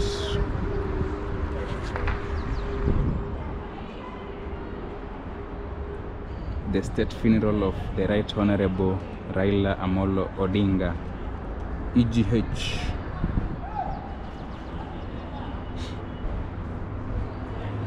Sijui who is outside there anataka nimbebe hii. Ama mnasema kila kitu iko televised. Sasa right now everybody knows the story. Najua in our earlier days, tuseme our grandparents, our uncles, ukienda nini wanakuambia ni bebe, carry for me the eulogy. Hata na mi leo acha ni step on this red carpet on this side. You can see the lights, and you can see over there we have the floodlights. Number 2, we have another one there and another one there. There are 4 of them. So this is the, then ukitaka kunini tena unapanda hapa.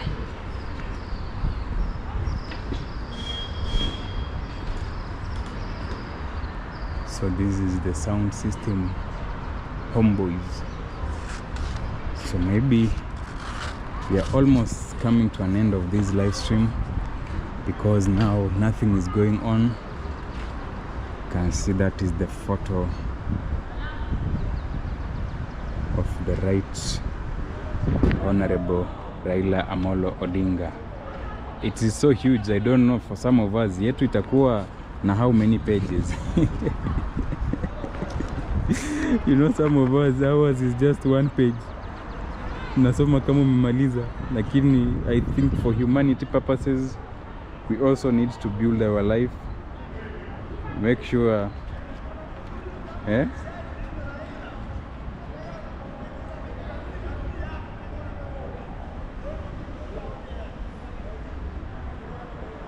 Dennis Angana says, thanks for your updates. I'm watching from Busia Siteko. Wow. Thank you. So let me see this program. Let me set it here for me to peruse it well. So we had 7 a.m. the processional, alafu kulikuwa na hymn number 1, Bwana ni mchungaji. Then we had verses.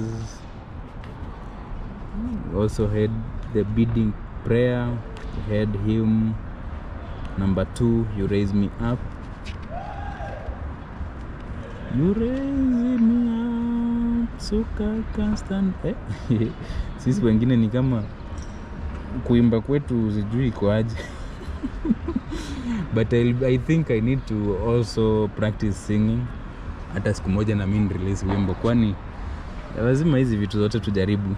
But we are here thanks to your to the community, thanks to the Shifting News family. You give us that amazing spirit to try new things.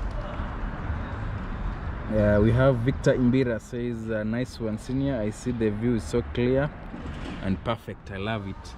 Wow. You know, sometimes when you are in these places, the network decides to fail and you get a very gloomy coverage.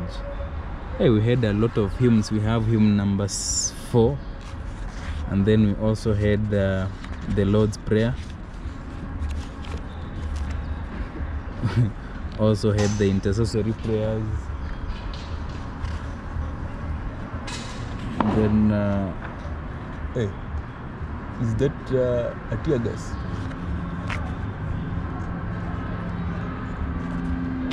Then 10,000 Reasons, huh? I hope you understand that song. It says, bless the Lord, oh my soul, oh my soul, worship his holy name, sing like never before, oh my soul, hallelujah. Akini kama sisi wengine, and that is it. So hey, singing and I don't know where this route leads us. Should we try? So Faith says thank you, watching from that spelling, Gauteng, South Africa.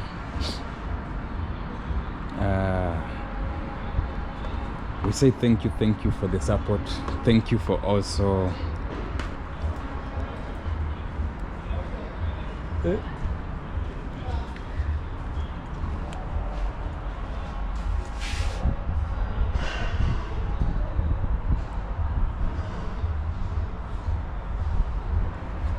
this is the VIP area. 25 and enter. Niaje? Mtu anaweza ingia huko? Oh, umeingia. Oh. Oh, sawa. Acha nizunguke hapa ndani kiasi.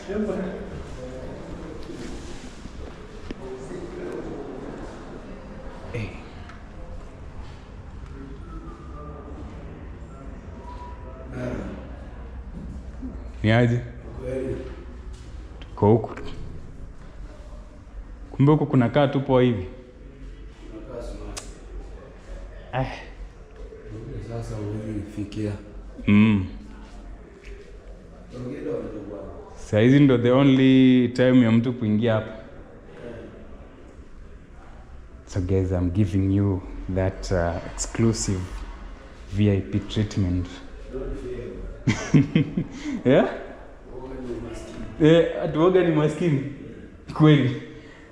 And there is seems like there is a kitchen here.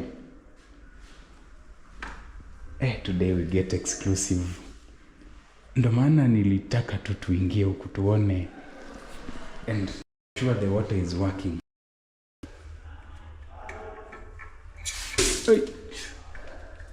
Si ati ni moto ni venye. Let me open. You see, the water is working. We are here in Nyayo Stadium. I just see this. The VIP treatment. And these are the toilets for the VIP.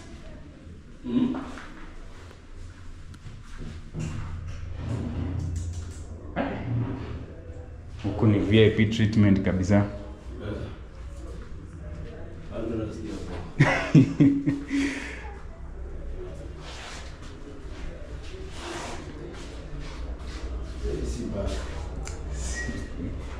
Iko sawa.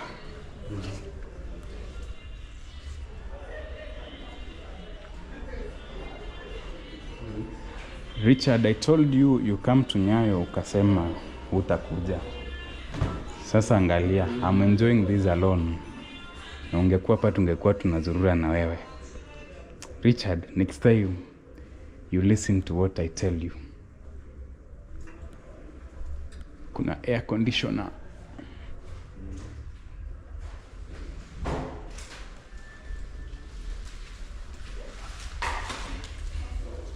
Kila kitu nataka kurudi mahali yake. Sasa.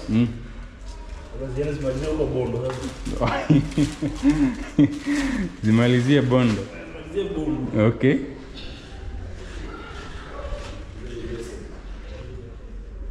this side we have lifts,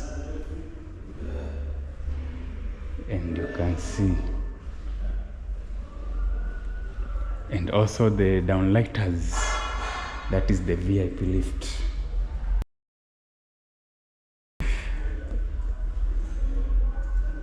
Richard, don't worry, ni vile sasa I have decided, let me give you a tour kidogo. Kuna huyo jamaa amesema if you fear unaweza dhani hii ni nyumba ya mtu, kumbe tuko stadium, the VIP area.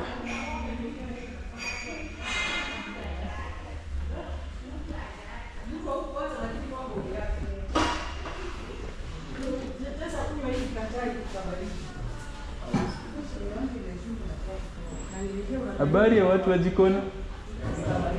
Kuna food imebaki ya wageni kweli? Hakuna? Okay. So this is the, let us use this side.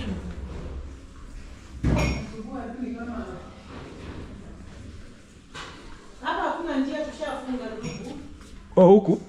Ni ofisi zetu waturuhusu watu. Siendi hivi. Naenda huku. Sawa.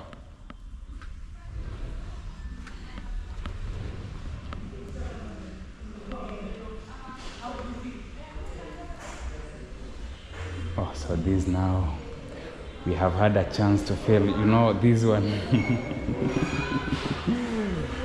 is a once in a lifetime.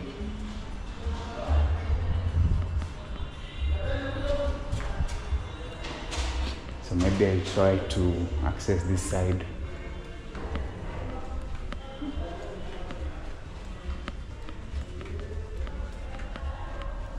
Just for a second before we move. Oh, these are more washrooms.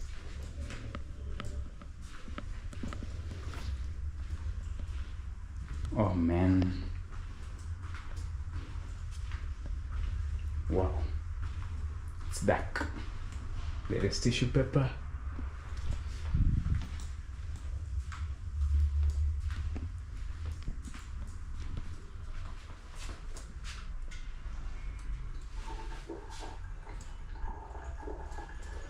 Oh, the light is flickering. So when you come this side, you know that there are toilets for the VVIP area. Hey, sometimes you need to walk, explore. That is why Shifting News is always here to explore with you as we learn together. You know, we have visited this Nyayo Stadium several times, but we have never walked these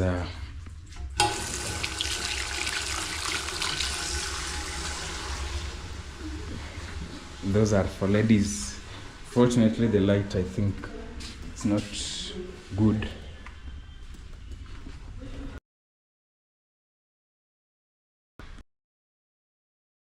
This is a conference room. And there is a Wi-Fi there. Okay, let us just go.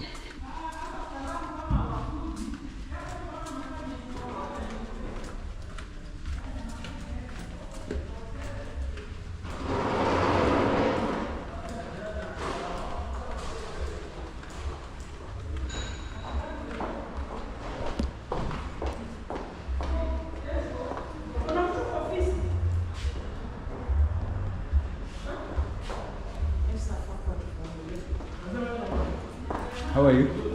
Kuna another room huku juu kweli? Ama ni peke? I'm just exploring. Oh. Sawa. Wapi? Oh, sawa. Thank you.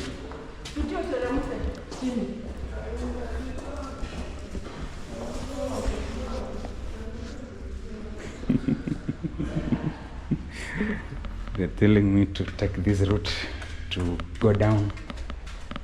And then wanauliza how to explore.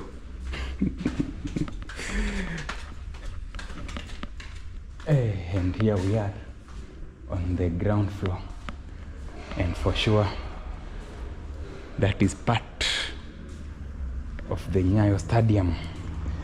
I don't know if we can make to go until we get to it's drizzling outside. I don't know if we can manage to go. This is the VIP section.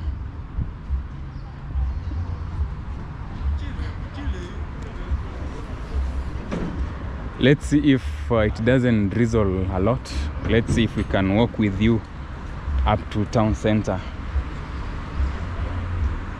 You know, town is just sort of a few minutes from this Nyayo.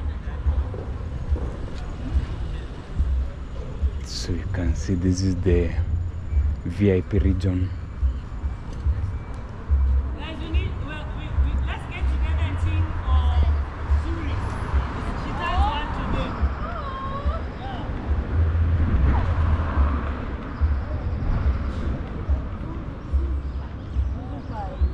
And this is gate 11. We have had let us just show you the tartan track before we leave. I don't know if they revised the model or they cover the tartan track, and you know the grass in Nyayo Stadium is one of the best. We are still exploring, and thank you for all those who are this one HBTV live. The tartan track, it was being installed for our athletes. You can see the sound systems. The other side have a lot of gates, and the grass.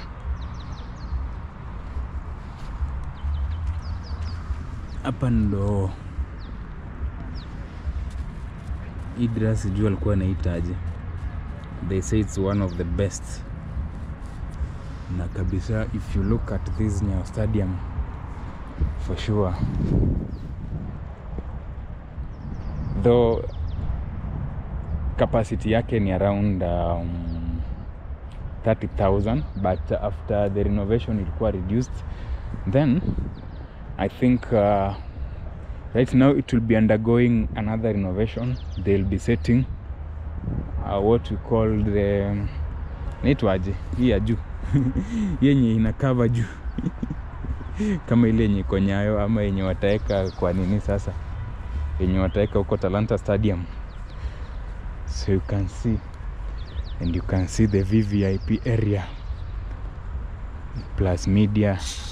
So hapa ndo kulikuwa na where the business was happening, the red carpet, mahali watu walikuwa napanga line wakipita as they have their last respect of the right honorable Raila Odinga, the former premier of our republic. Thank you all for joining. Remember, this is Shifting News. We are just doing last touch-ups within this Nyayo Stadium that has hosted the state funeral service before the body is airlifted to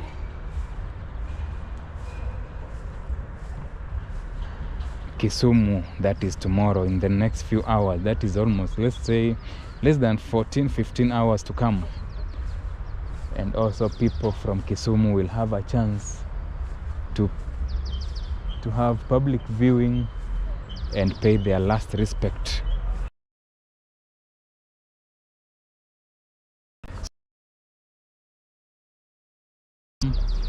Are you ready to walk with us until we get to town? We wanna see how the town area is. Probably which section should we walk until we get there? It's a bit drizzling, So those are emergency exits, and also the security personnel are walking around to make sure everything is okay. And you can see there was still installation of the tartan tracks. I think those are lights. These ones here.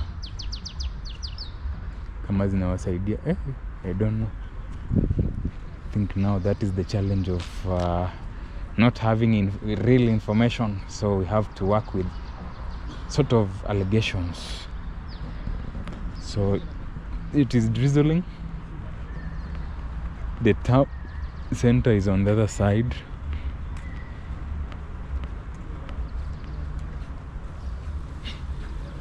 And the red carpet is being removed. That has been good business for the owners of the equipment, the seats, and all equipment. Oh, this door is closed, so let us use the other gate on the other side. But meanwhile, let us use this gate of the VVIP. You can see you have more equipment here to make sure that the sound is very clear.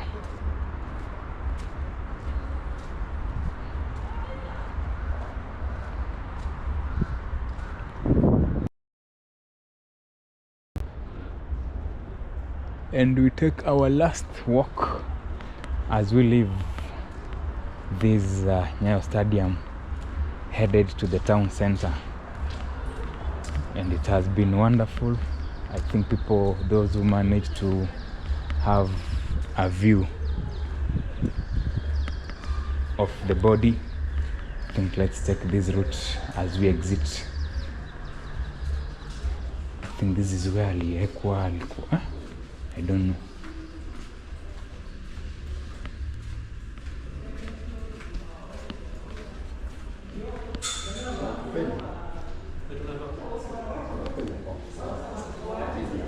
So we live through this door again.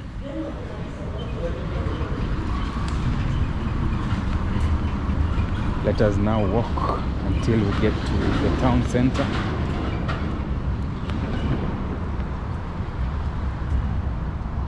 I don't know, there is some sounds over there, lakini sidhani kama ni tear gas. So apparently from the information we have collected is that I think this process was supposed to go on until even it gets late, but it was distracted by a commotion from people. There was a commotion. They had started throwing stones, which prompted I think for a more cautious step, where now they had to remove the body from this. Sawa, shukran.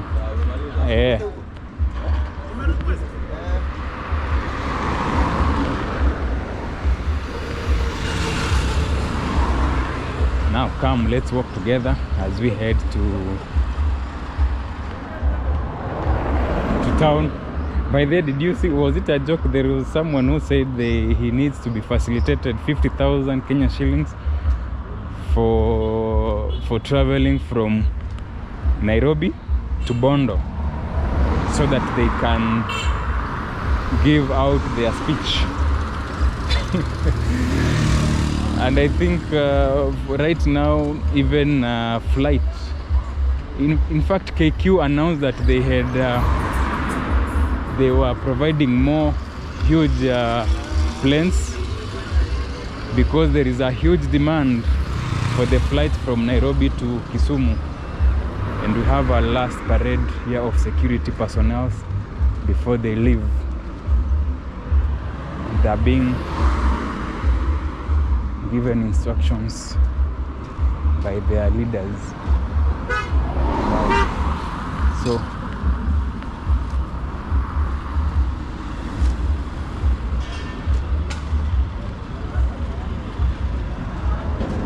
see, they're running to their vehicles.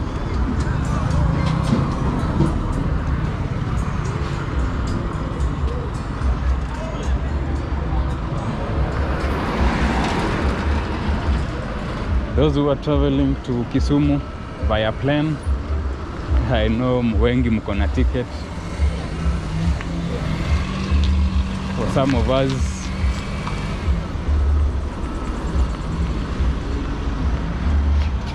we will be there maybe to explore the infrastructure that has been improved on that side.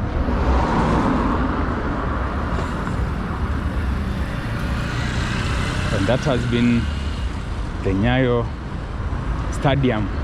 And there is a railway line on this other side. Let me wait for the vehicles to pass, then I go show you.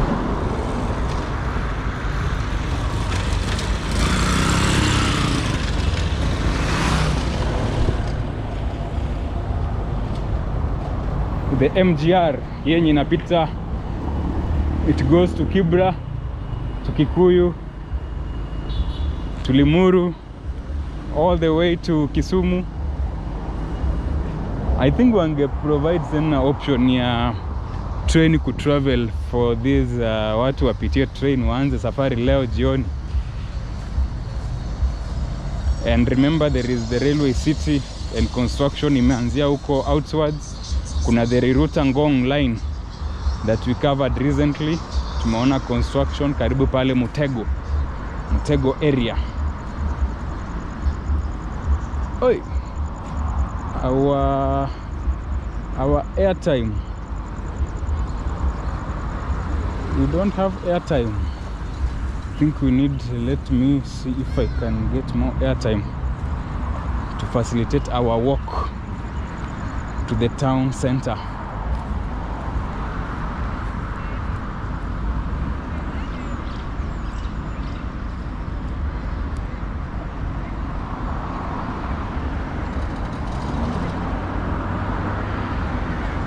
Leo lazima tutembe hadi town, and I'm grateful for you walking, for having you here supporting us, giving us that amazing support.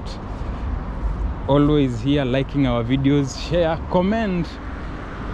Maybe this could be the last moments we have with the Right Honorable Raila Odinga, who played a very big part in Kenyan politics, in Kenyan infrastructure, especially here in Nairobi, Kiambu County, like what we covered recently, that is Raila Odinga Way, formerly known as Mbagathi Way, that has stood the test of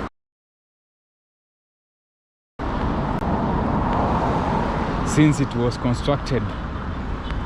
But I don't know, people say ni kama hiyo way inaharibu lami, no, tires.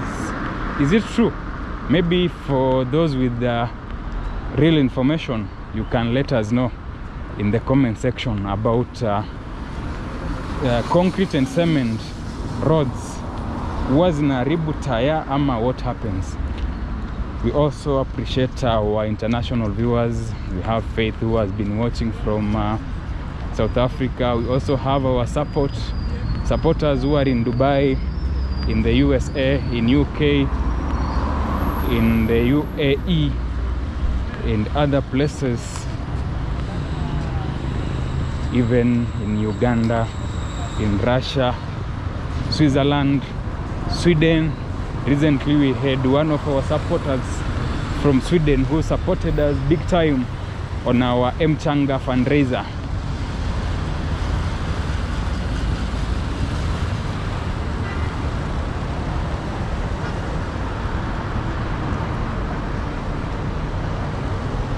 I'm trying to find if I can get to, that is Old Mutual Tower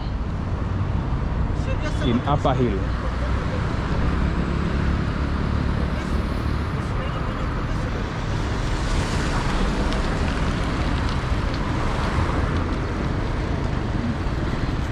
We are waiting for the vehicles to cross, and there are still police officers here. I think they are waiting for their time so that they can head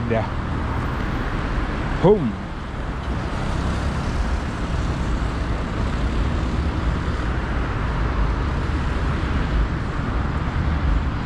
This is the Bunyala Road roundabout here in we have this Uhuru Highway, and we have the exit or the entry to Nairobi Expressway, the Bunyala Road roundabout. So you can see this is Runda police station. Police officers are just waiting how they will be moving back to their station. They have done a great job protecting Kenyans, making sure that everything is kept at peace.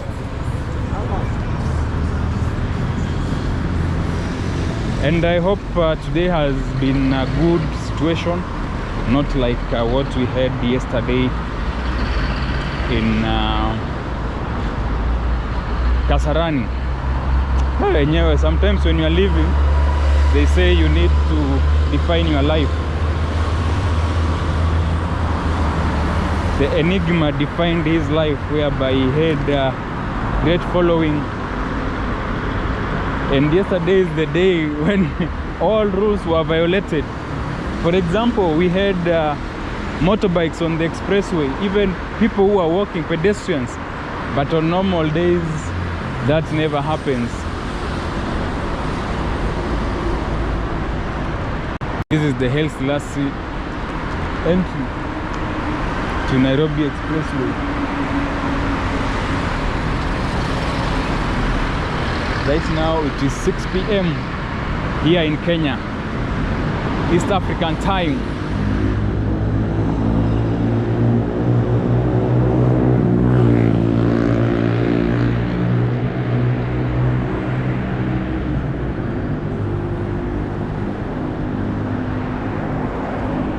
So you can see the Haile Selassie interchange. This is one of the biggest interchanges along the Nairobi Expressway, and we are glad we covered the construction of this expressway, because the construction started back in was it around 2020, all through until it was completed. I think we need to have one more drive on the expressway. We have stayed for too long before we had a drive on this expressway.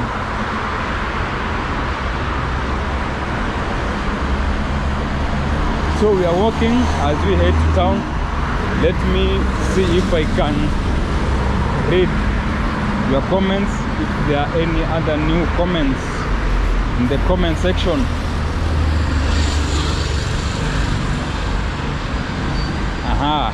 Kind son, I hope that is the pronunciation, says this is cool, bro, and I appreciate you joining us on this journey. We have been around Nyayo Stadium checking the tear gas. People watu wamekunywa tear gas, ikabidi mwili imetolewa. But I don't think if they had planned to do that in early, so maybe the commotion of the people prompted for that to happen earlier than anticipated. Oh, that is Ena coach, probably headed to the coast region.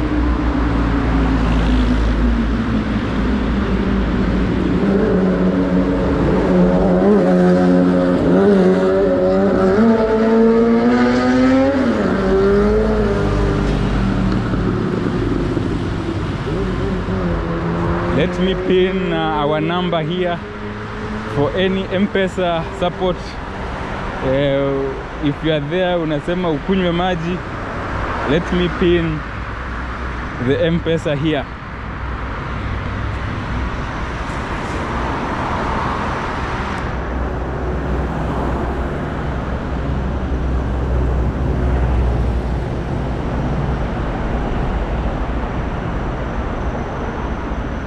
The number is 07 018 00 444.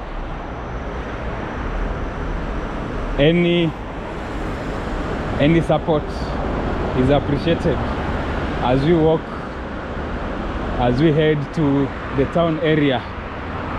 And tomorrow, watu wa Kisumu, watu wa Mamboleo, be ready to welcome the Enigma as he does his final tour. Jana tulikuwa tunadiscuss na mtu akasema angepitishwa na njia apitie Nakuru pole pole, like how he used to make rounds within this country, just for people to show the kind of love they had for him. Whether you hate him, whether you love him, but he has attracted masses. And even sometimes there are those who hate him just from hearsay. But I have seen online for those who are saying they tried to interact with him. He had a different personality, maybe in the political arena. For us in the infrastructure and travel, we have things to remember like Raila Odinga Way, and also there has been propositions that Talanta Stadium should be renamed to Raila Odinga Complex once it is completed. So I don't know if that motion will pass. What do you think, our viewers? Oh, Faith asks, Irene Zenna, welcome. Then Faith asks, is today the last day for public viewing? Maybe the answer could be yes for Nairobians, but tomorrow there'll still be public viewing. That is in Mamboleo, in Kisumu, because the burial is on Sunday. So tomorrow we have public viewing in Kisumu, Mamboleo.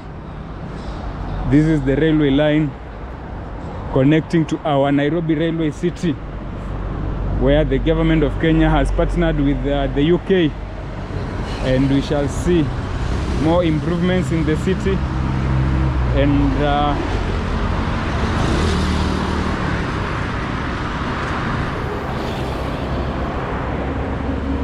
just right ahead of us, we have one of the modern underpasses under construction. So the M-Pesa is pinned there. If you wish to support, feel free. Gonna buy us some water.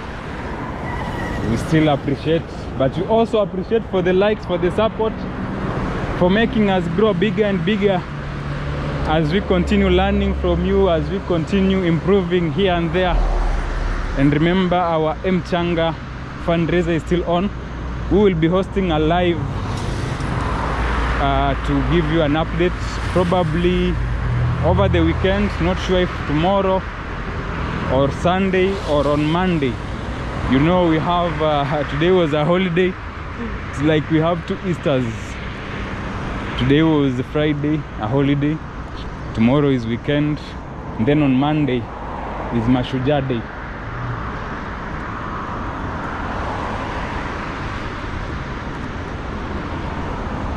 So we'll be crossing through these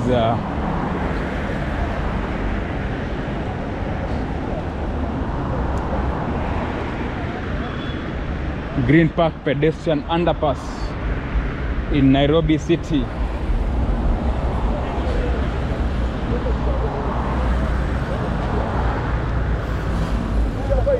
For those who are still following us, you can also comment in the comment section. Though it is becoming dark, meaning we'll need to complete our live,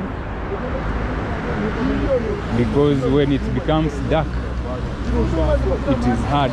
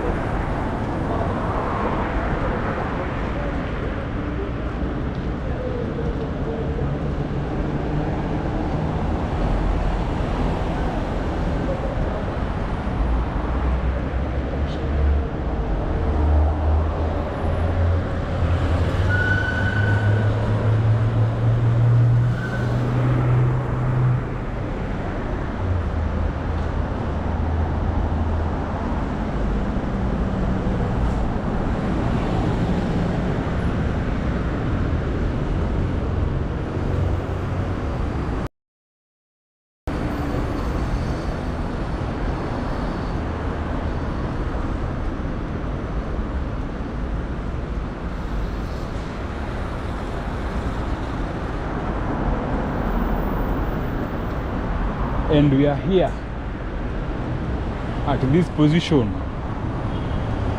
This is the Green Park underpass, coming up well.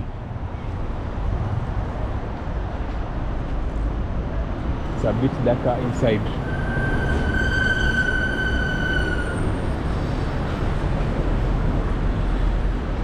We have come from the Nyayo stadium area and we are here, and we have many of you are still following us.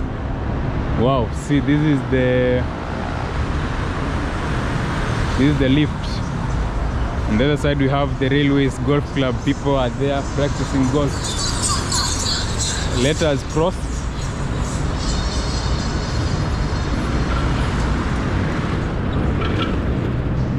So very soon the walking won't be permitted around this place. You'll need to use the underpass. This is an air vent. I think there was a concern for this, but we confirmed it is an air vent. Sometimes when you come, you will hear the sound.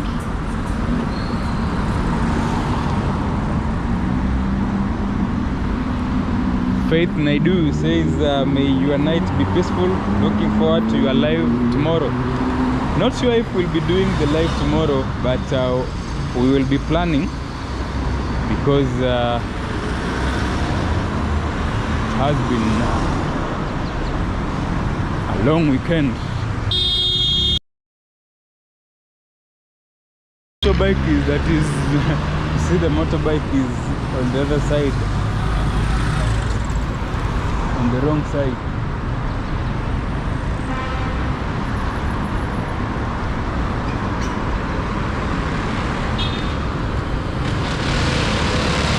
This is at the Selassie interchange,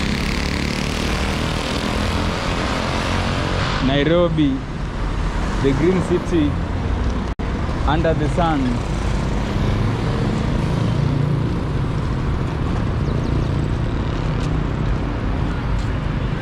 Let me just try to ask if someone can cross through that area.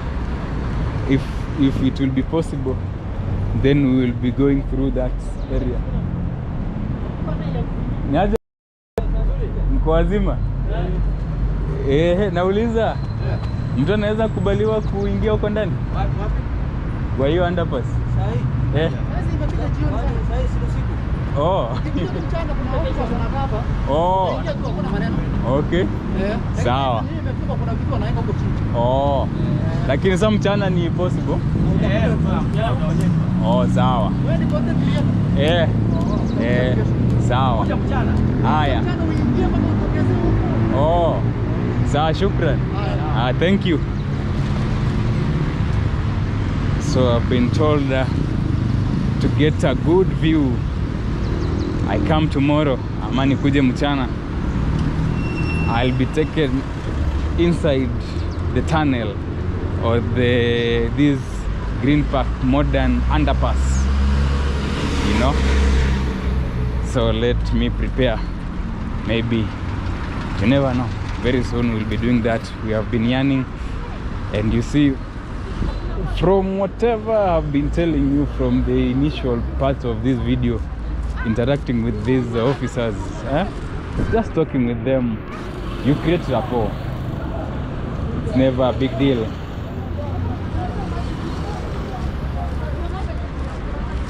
Now this is it is Selassie Avenue in Nairobi City. I don't know if the footage is dark. Let me know if the footage is very dark, because but it's 17 minutes past 6 p.m. So I don't know where we'll reach before I close the video. But thank you for having supported the live stream, being here all through. You are our true supporters. You are our true people, the people who give us the strength to go out. Thank you for our new visitors, our new subscribers. If you are visiting us for the first time, remember, this is shifting news in Nairobi City. A bit darker, but doing our thing. That is opposite. That is Kenya 001. That is opposite. It's called opposite. It flies the route of Umoja. We have one of our supporters, I think, knows, like Richard knows opposite. We also have John, who said this opposite will be replaced by another one as Kenya 001.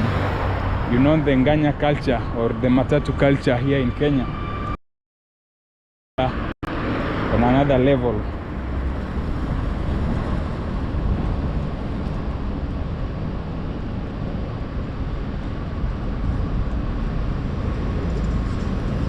We have Pumusaba says Niko Nakuru. Hey, thank you for the support from Nakuru.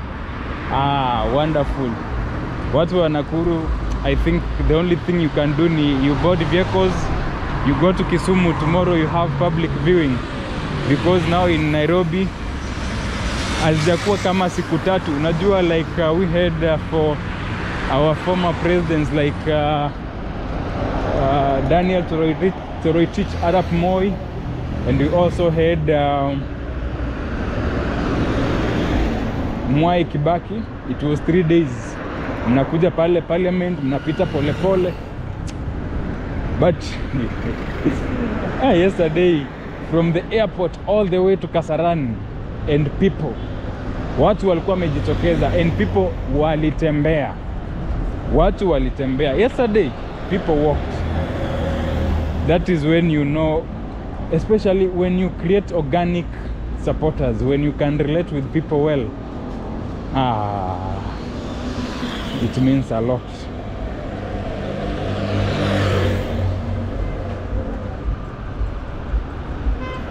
So you can see the CBK pension towers, and we have the Times Towers here in Nairobi City along this Selassie Avenue. And remember, this Selassie Avenue was named after the Prime Minister of Ethiopia. And remember, during the naming, it is that the then Prime Minister Selassie was a friend of our first president, that is the late Mzee Jomo Kenyatta. So in doing so, he gave this name, this road, the name Selassie Avenue. Yeah, good friendship. You see, right now, for the heroism that the former premier played in this country, people are suggesting that Talanta Stadium, once complete, should be renamed to, this is Technical University of Kenya, TUK. Talanta Stadium should be renamed to Raila Odinga Complex.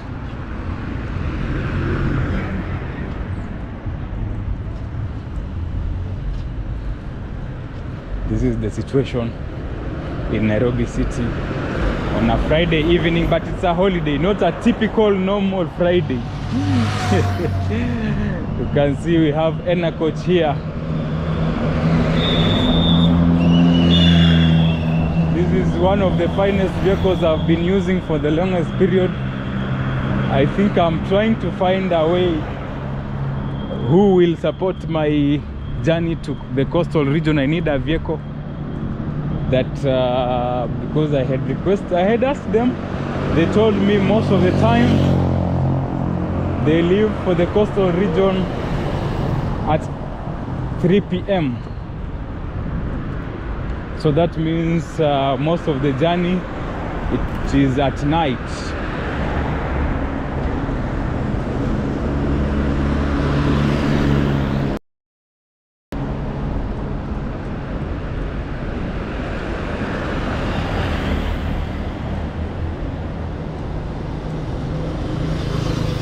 Uma says you are watching from Doha, Qatar. My beautiful city, Nairobi.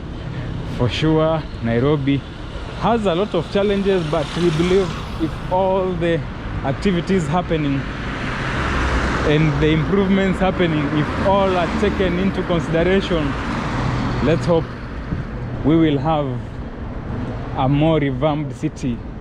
You know, people who have memories of the 80s, when they talk, they talk with nostalgia. The likes of Kariuki, who is in the US and sometimes compares with Baltimore. We have Major Matata, and we also have others like Dave, who have some good memories of the city back in the olden days.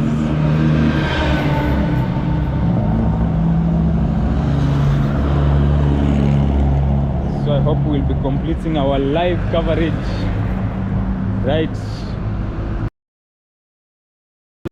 be along the Moi Avenue or Tomboya Street, because darkness is coming.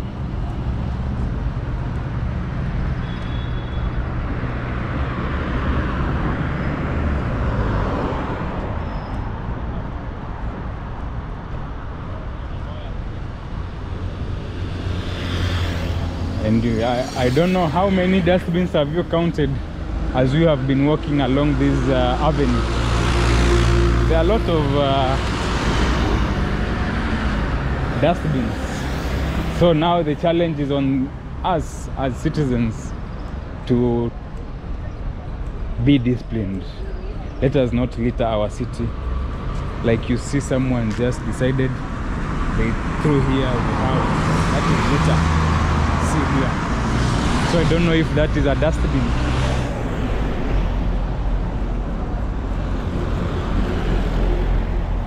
You see, like here, or is it mulching that happened? So I think when you add like that, it is like you're adding some nutritious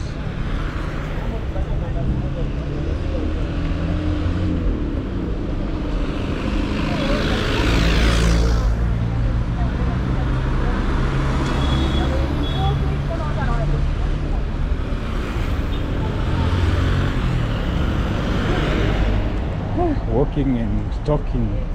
Sometimes I think I start carrying some water. And guys, let me show you my starter toolkit.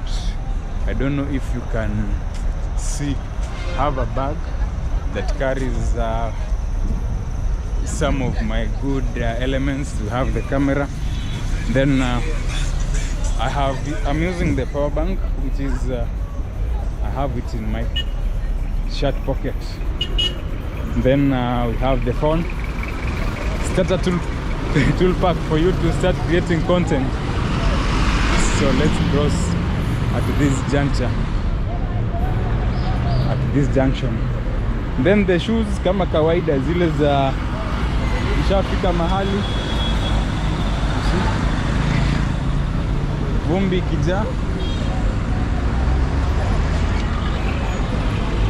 kija, you clap, unatoa vumbi, unaendelea.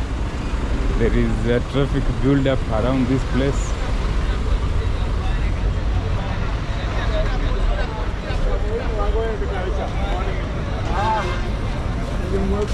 And we come on this Moi Avenue.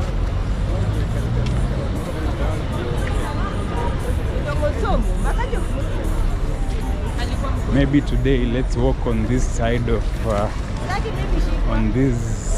Moi Avenue. Ama sijui tuwaonyeshe the extent yenye wamefikisha na naitwa aje, the cabros. Yeah, let us show you the progress on the construction of the cabros. Matatu, formerly known as the government road.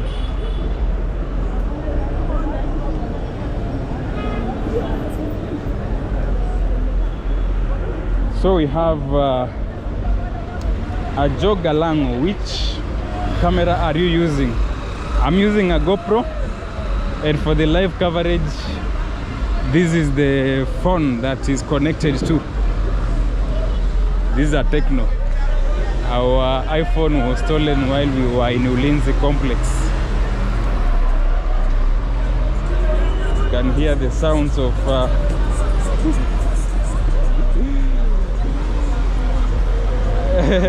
Richard says hizo viatu huitwa all season, all weather. Ni kama 4-wheel drive.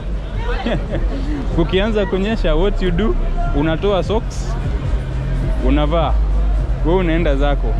Vumbi ikiwa mingi, unatembea, una clap, unaendelea. And also flexibility in walking. Yani they don't have laces. If you decide unatumbukiza tu miguu na unaenda. This is the situation along this Moi Avenue service lane. Sijui they took a break after the new, but whatever is happening along this path, mimi nitawapeleka hadi tu mahali tutafika. But I'm almost completing the live. Thank you at M-Pesa. Thank you for those who are planning to support us via our M-Changa. You mean a lot to us. Thank you for the continued support. Cabros zimefika hapa. You can see this is Nairobi at night. The Nganyas, the Matatus.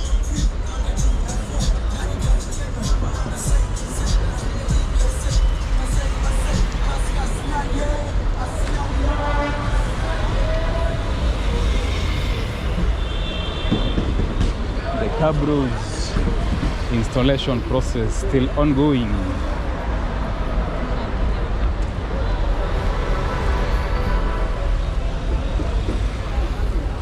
And this is Moi Avenue at night.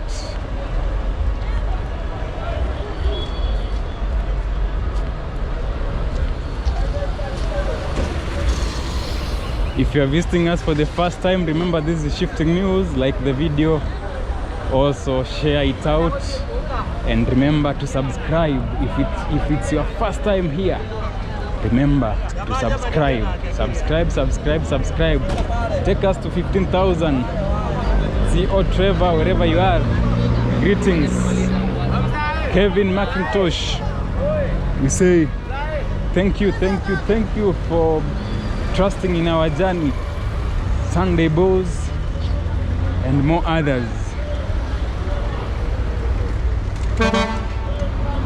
This is Moi Avenue service lane. The situation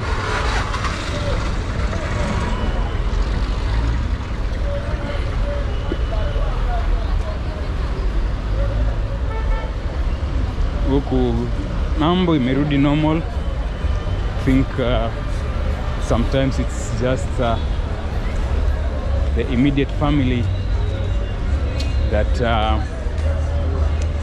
have sort of a long way to go in the grieving period. Let me show you the lights around this place. Oh, they already set you can see the bigger lights, the floodlights, and also these lights here that we showed you last time. I guess it will be blinking. This one, you have stones. They are the snake lights here in Nairobi city. And this is the situation of the city during this evening.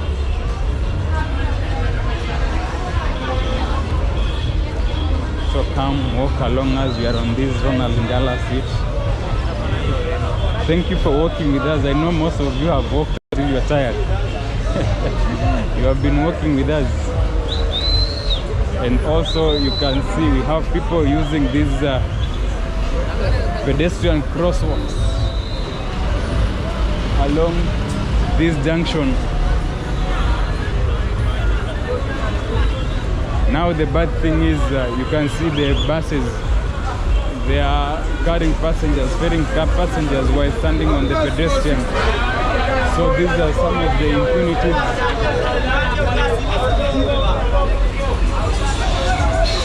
of our buses.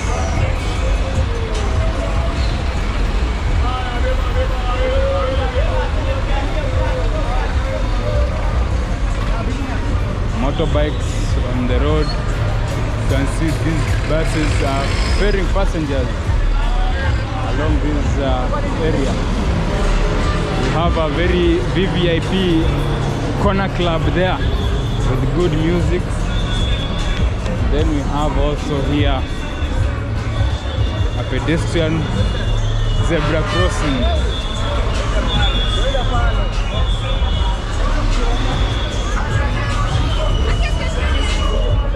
I wonder you experience the vibe of the city as you walk.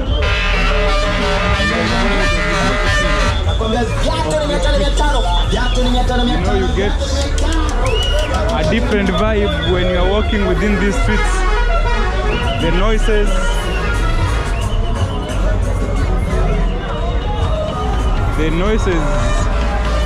the vendors.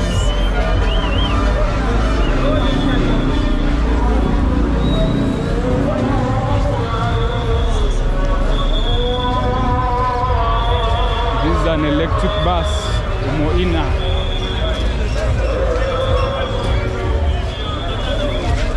So we want to move until, I don't know, are we going up to, so this is Fangano Street.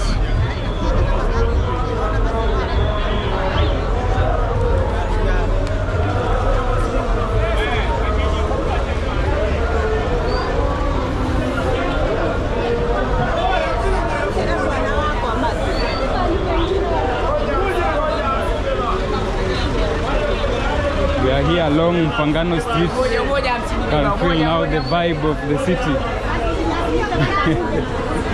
50 bob to Umoja. Hizo ndo gari watu tunatumia. Hizo ndo gari watu tunatumia to go to Umoja. For those who know where Umoja is. So let me cross here. Oh.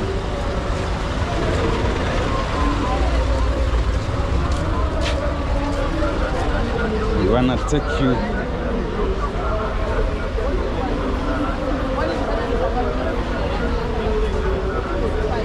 mtu fulani muuliza kwani niko na swara gani. Karibu sana mtu fulani. Richi atakupea jibu. So mtu fulani speaker ya mimi, but thank God you have joined. So we have Tengela Mlolongo is 8 bob this period. You can see constructions, renovations, so 30 bob. Mnichangie tu, food ndo sijakula. Chris Amoy, if you are watching, food tu ndo sijakula. I don't know, there is a lot of music on this side. I don't know if I'm going to cross on this side because of the music.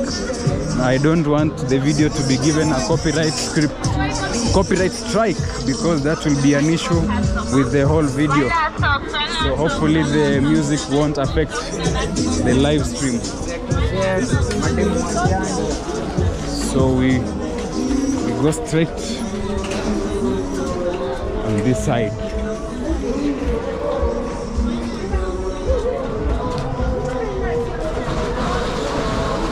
The bus station region, the back streets. Mtu fulani karibu sana, usi feel vibaya tumemiss a lot. No, it's just that maybe you have been a little bit busy, shughuli mingi, or you have been tied up with other activities. Inaeleweka.